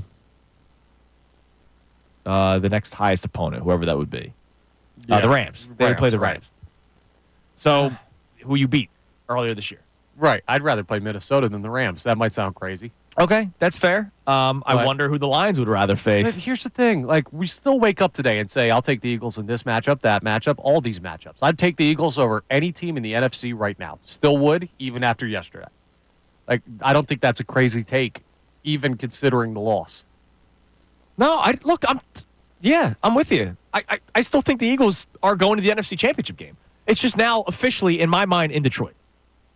Unless the Vikings upset the Lions, and then it's in Philadelphia, and it's Eagles-Vikings. Yeah, okay. I understand why you feel that way. Yeah, and yesterday's loss is I'm not changing my opinion on that. It was a crappy way to lose because you had to play with Kenny Pickett. And he is still not the biggest problem from yesterday because if Devontae Smith catches a ball that's right in his hands. You know what that was? You remember 2017 when the Eagles go out to the West Coast right before Carson Wentz tears the ACL? They played in Seattle, and they lost that game to a bad Seahawks team. Yep. That's what this is. That team was still fine. It was annoying at the time, and they rebounded perfectly. Stuff happens, man. Stuff happens. All right, coming up next, we'll get to more of your text messages, and we got to hold a network accountable. It's fascinating. We had Glenn on who called in not too long ago, and he talked about how the narrative can change so quickly. It's funny how a stat line could be identical for 2 people, and the way it's like the meme of the human resources and flirting. That's exactly what this is. I got to read you a headline for a player that debuted yesterday. It is Kincade Salciunas, Connor, and for John today, 97.5 The Fanatic. Fanatic Sports Update. Weekdays. The Birds failed to clinch the NFC East yesterday. I'm Brendan Gunn with your Fanatic Sports Update, and it is brought to you by Allstate. Some people just know you can save money on car insurance by checking Allstate first. So what are you waiting for? Check Allstate first for a quote today. You're in good hands with Allstate. Yes, the Eagles fell to the Washington Commanders yesterday by a score of 36-33, and they have to wait at least another week to clinch the NFC East crown. The defense created 5 turnovers yesterday, but it was not enough to stop the Commanders. A big reason for that loss was the offense only converted 5 of those turnovers into 6 total points. And a huge reason for that was Jalen Hurts, who was ruled out early in the game after taking a hit to the head. He was later diagnosed with a concussion, and we'll keep you updated as far as we get information on that all day on The Fanatic. After the game, Nick Sirianni spoke to the media and said regardless of who was on the field, the team has to be better. We'll go back to work regardless of, who played in what situation, and we'll, everybody from myself to the coaches to the players will hold ourselves accountable.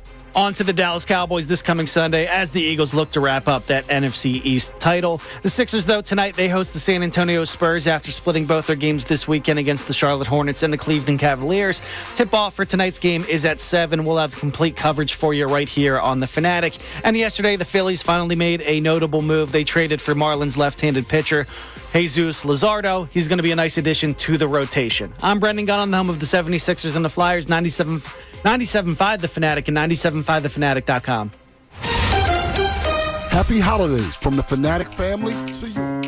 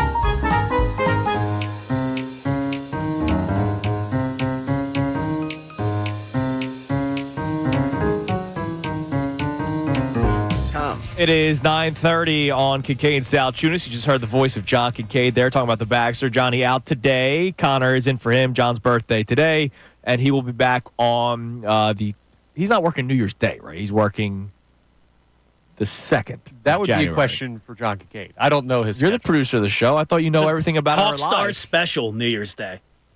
Is there? That's what it says on the schedule over here. Dude, I don't know my schedule. I definitely don't know First time I'm John's hearing schedule. that. I didn't know when my flight to Atlanta was the I don't day think that's before happening. I left. Gunner. I'm just going by the schedule that they have up here for everybody to look at. I don't think that one's happening, brother. We'll see. I don't think the Talk Stars happened. We'll see. Real quick. Stay tuned. I got to read you this headline in a minute, but you guys got to wish me luck today. Today is the grocery run. Oh, good luck. The big Christmas feast. You getting ham? Feast. No ham.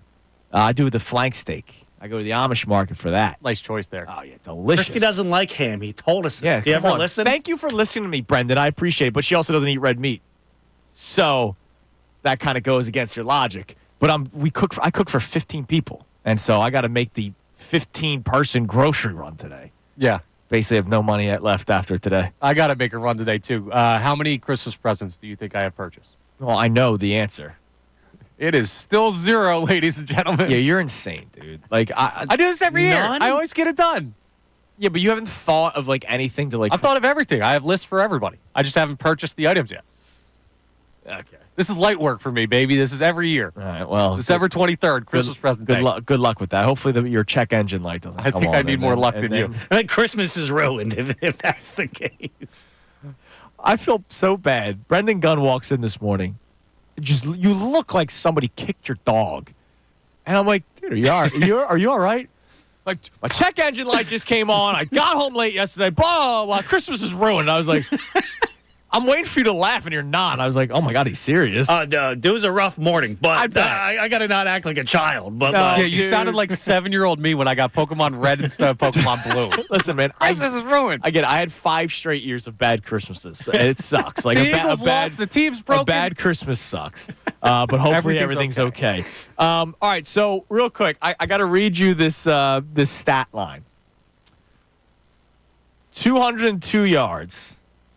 Oh, let me get the entire because I need to get the attempts and completions. Here you go. 18 completions on 27 attempts. That's 66% completion percentage. 202 yards, 0 touchdowns, and an interception. The rating was 73.4. Brendan, Connor already knows where I'm going at here. You weren't here yet because you were crying in the parking lot. If I read you that stat line, how would you feel about that quarterback's play? 18 of 27, 202 yards, 0 touchdown passes, 1 interception, and a rating of 73.4. And by the way, on the ground, this person had 4 carries for 3 yards. So it's not like they rushed for 80 yards. probably not winning a football game like that. That Okay. sounds like a great Will Levis stat line. It does. That team won the football game. Oh, The Atlanta Falcons won 34-7 over the New York Giants. 2 defensive touchdowns. Here's the headline on Fox. Michael Penix Jr. shines in Atlanta Falcons' debut victory over the New York Giants. I read that headline this morning, and I think about if Jalen Hurts had that identical day, it was going to be it's Eagles win in spite of Jalen Hurts or whatever. And look, I would say it. Like, I would come on the air and say Jalen's got to play better if we're trying to win a Super Bowl, right? Michael Penix Jr. shines in Falcons' debut with that stat line. First round picks. It's harder to prove people wrong than it is to prove them right. But who's writing that? Who sat there and looked at that game? That person must have just seen 34-7. Yeah, They right. had to have. There's no way they even Googled how Michael Penix Jr. played in that game. You can't write a headline like That's that. shining like the old Christmas lights that you get out of the basement and you didn't have time to go buy new ones and like half of them are out. That's shining by Michael Penix. Like, you can't tell me that somebody shined when they played like that. 202 yards? Like, he's one completion away from finishing under 200 yards. You telling me that he shined? Yeah, I don't know. He where didn't even that throw a comes from. touchdown pass. Then again, they're coming off Kirk Cousins. So maybe that is shining down there, dude. I guess. let's see, Bijan yesterday. He had 22 carries for 94 yards and 2 touchdowns. You want to tweet out Bijan Robinson shines in Michael Penix's That's not debut? even shiny. He went for 94 yards. I know, but I would go. Saquon did that in the first quarter. I would probably have that reaction, but I go, all right, the 2 touchdowns, what didn't I see? Right? I didn't watch the game. I could easily Google, oh man, Michael Penix Jr. shine. Let me look up his stat line. What is this? Guess what, though? And we need to remember this conversation for future reference when the whole Jalen Hurts doesn't get enough criticism. Everyone's easy on Jalen Hurts. This is just the way some people are now. You're right. This is just generational, I think, man. People are easier on athletes right now. I don't know. I don't want to do softer our generation. I don't know that it's that. I think it's just different. I don't know if it's a good thing. I don't know if it's a bad thing. But anytime we say it's just in this city, it's not. Yeah, I guess. Would they say Kenny Pickett shined? 148 yards and a touchdown. His quarterback rating was just under Penix Jr.'s. They both turned the ball over one time. Did Kenny Pickett shine as the backup quarterback of the Eagles? And I'm not saying he was bad yesterday, but he wasn't good. I don't know. I find that weird. By the way, real quick baseball news. Jeff Passan tweeting this out. Weird day for the baseball news. A lot of people doing stuff. But at 4 a.m, Connor and I were prepping the show, and it's like, this player signed here, this player signed there. And we're like, what is going on? Who is awake? Sean Manaea signed it at 1:44 in the morning. Yeah, Jock Peterson, the deal got announced at 4 a.m. Yeah, 4 in the morning. Walker Buehler just signed with the Red Sox on a 1-year, $21 million contract. Obviously, he won the World Series with the Dodgers, but he's had so many injuries that I don't think they felt comfortable bringing him back. Plus, they already have 9 starters anyway. So he goes to the Boston Red Sox on a 1-year prove-it deal. The one weird story I still need to keep an eye on when it comes to Walker Buehler. Do you remember that he got robbed? No, I don't remember that. So Walker Buehler's a big horse race guy. He's big into horse racing. Oh, yeah, I do remember this. And his watch got robbed, his very expensive watch.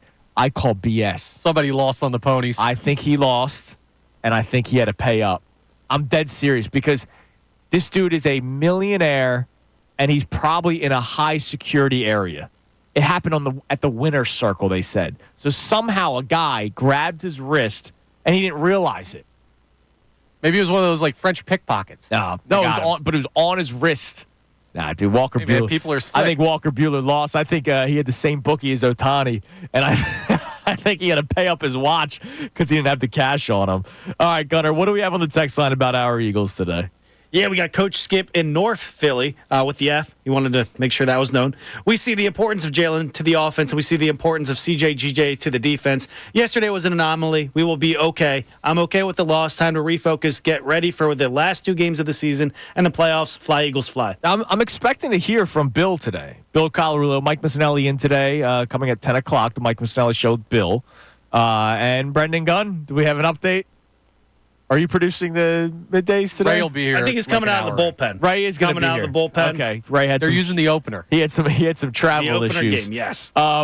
Bill has been talking about the winning streak for a while, about how he hopes they get handed a loss wouldn't be the worst thing. Not that he hoped a loss would happen.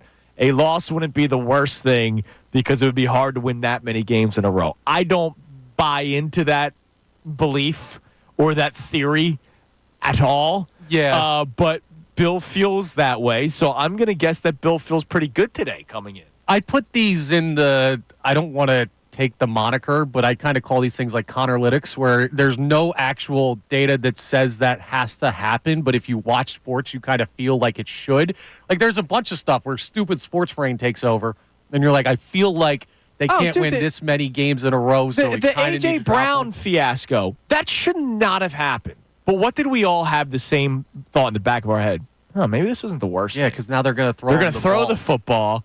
They're going to realize that they can throw the football. Maybe they come together as a tight-knit group after this. That's how sports brains work, even though from the beginning, none of that stuff should have happened. It should have been all kept in-house. Yeah, it's just the stupid kind of ebbs and flows of watching a bunch of sports seasons over your life, and you get to recognize trends that have no data points behind them but kind of feel like it's how it works. That's kind of where that narrative exists. Right. I don't think it's as crazy as you think it is. No, I just don't believe in it.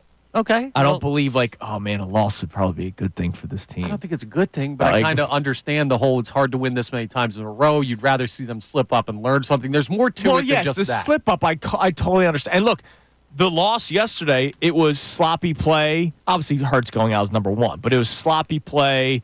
And then the unsportsmanlike conduct penalty, which kicks Chauncey Gardner-Johnson out of the game, 15-yard penalties twice, 15-yard penalty on Jalen Carter. That stuff needs to be addressed, and I believe this will be a great teaching week for Nick Sirianni and the Eagles coaching staff. Good time for it to have happened. But I just don't buy into the theory of, man, a loss isn't the worst thing because they need to lose one before the playoffs. Yeah, the Panthers game was a win, but you felt learned like a loss. a bunch Totally of stuff felt like a loss, and right? Figured stuff out. So yeah, I understand both sides of what people are saying. I guess we'll see. Yep, absolutely. All right, coming up next, it is the Kincade Salciunas Key three best minutes from today's show, and then we wrap things up. I wrap things up, literally, present-wise. I gotta get to work as we are getting closer to the Christmas holiday. We'll be right back here on 97.5 The Fanatic. Happy holidays from the Fanatic family to yours.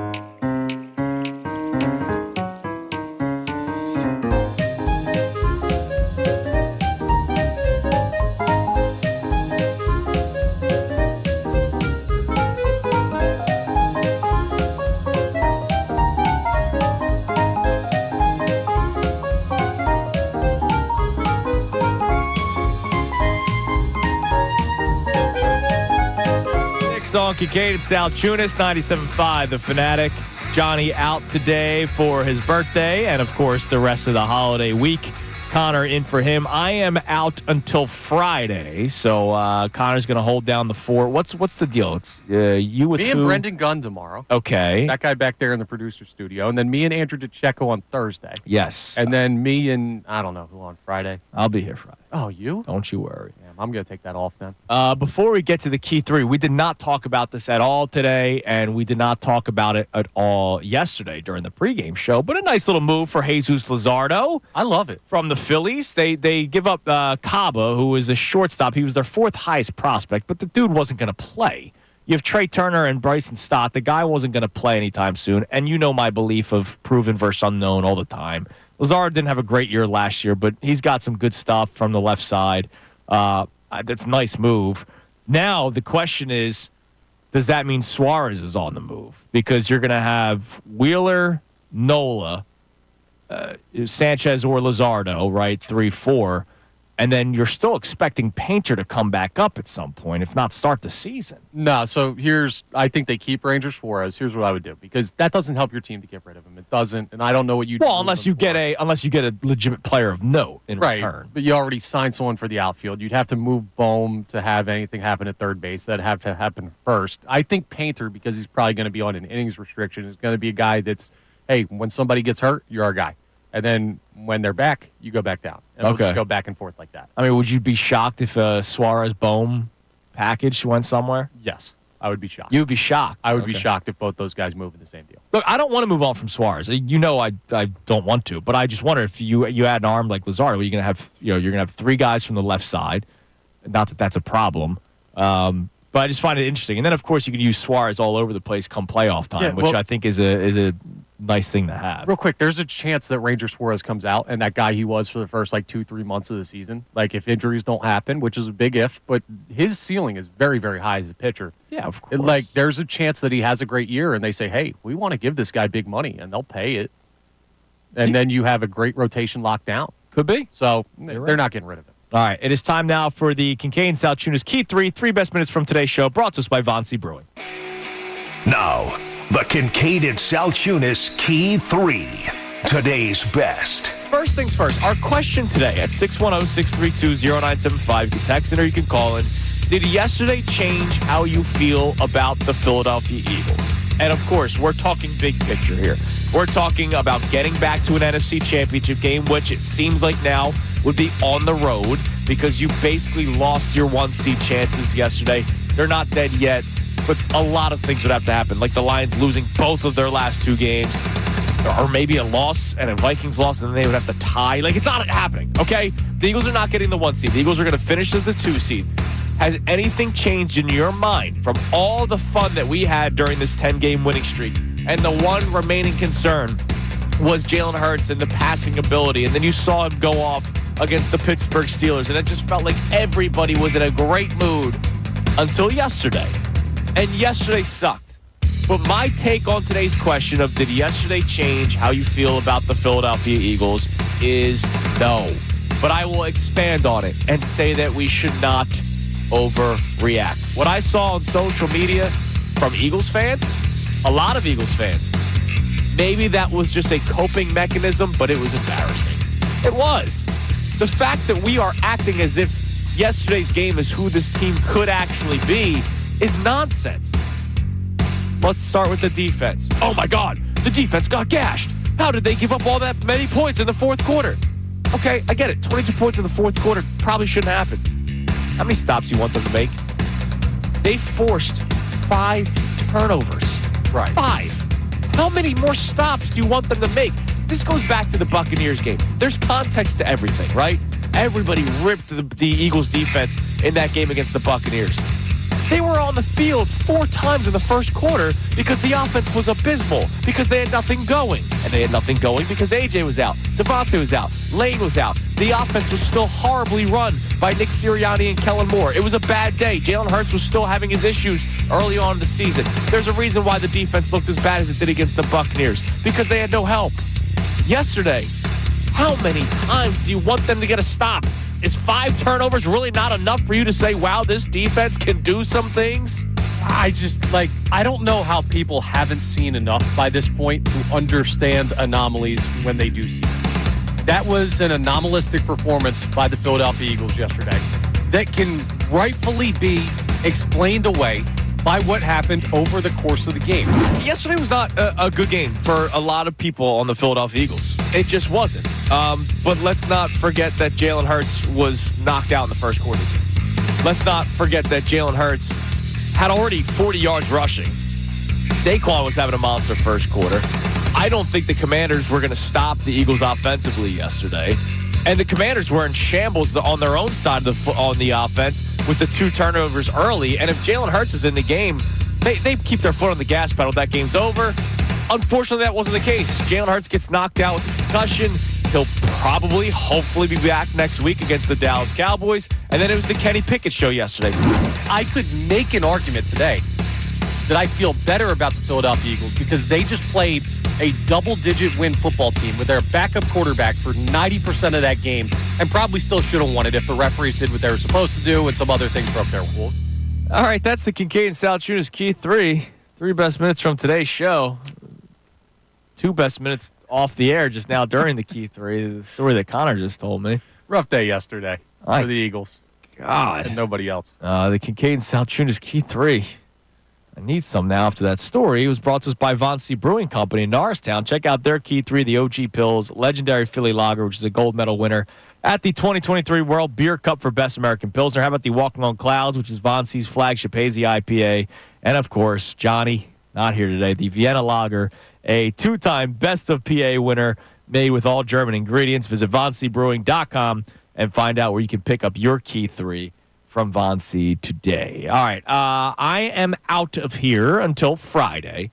So, Connor and Brendan, I'm sorry that your Christmas is already ruined, according to you. It's saved now. Ray's on his way. Santa's coming. I hope you guys both have a wonderful Christmas. Haley as well in the back. Everybody here at the station, of course, all of you listening. We appreciate everything that you do for us because listeners are what keeps us going. So thank you. Merry Christmas. Happy Hanukkah, happy Kwanzaa, happy holidays. I know there's a million holidays that take place. Happy everything. Of course, you guys specifically, thank you. Yeah, no problem. And also being here. Well, thank you to our friends over at H&H Heating and Air Conditioning as well. Remember to support life-saving cancer research. Join me and our generous partner, H&H Heating and Air Conditioning, in making a donation to the American Association for Cancer Research today at 975thefanatic.com/AACR Cancer Research. Saves lives. All right, wish me luck. I'm going into the craziness that is a grocery store 2 days before Christmas. Good luck. I'm going to try and buy a present. The beauty of you're crazy. The beauty of these hours is that usually we beat the rush. The only problem is people are probably off today. Like, I imagine the majority of the Delaware Valley is off right now. Yeah, you're going to be like fighting a single mom over a flank steak. No, you're dealing with a bunch of people like Connor on the road because they're going last second Christmas shop and they're doing all sorts of stuff. The fact that you haven't even begun. Fine, I'll do it tomorrow. Yeah, do it tomorrow. All right, everybody have a great rest of your day. Connor and Brendan will hold down the fort tomorrow. Have a wonderful, wonderful Christmas and everything that you celebrate during this holiday season. I'll be back on Friday. The Mike Missanelli Show comes your way next with Bill Colarulo and Ray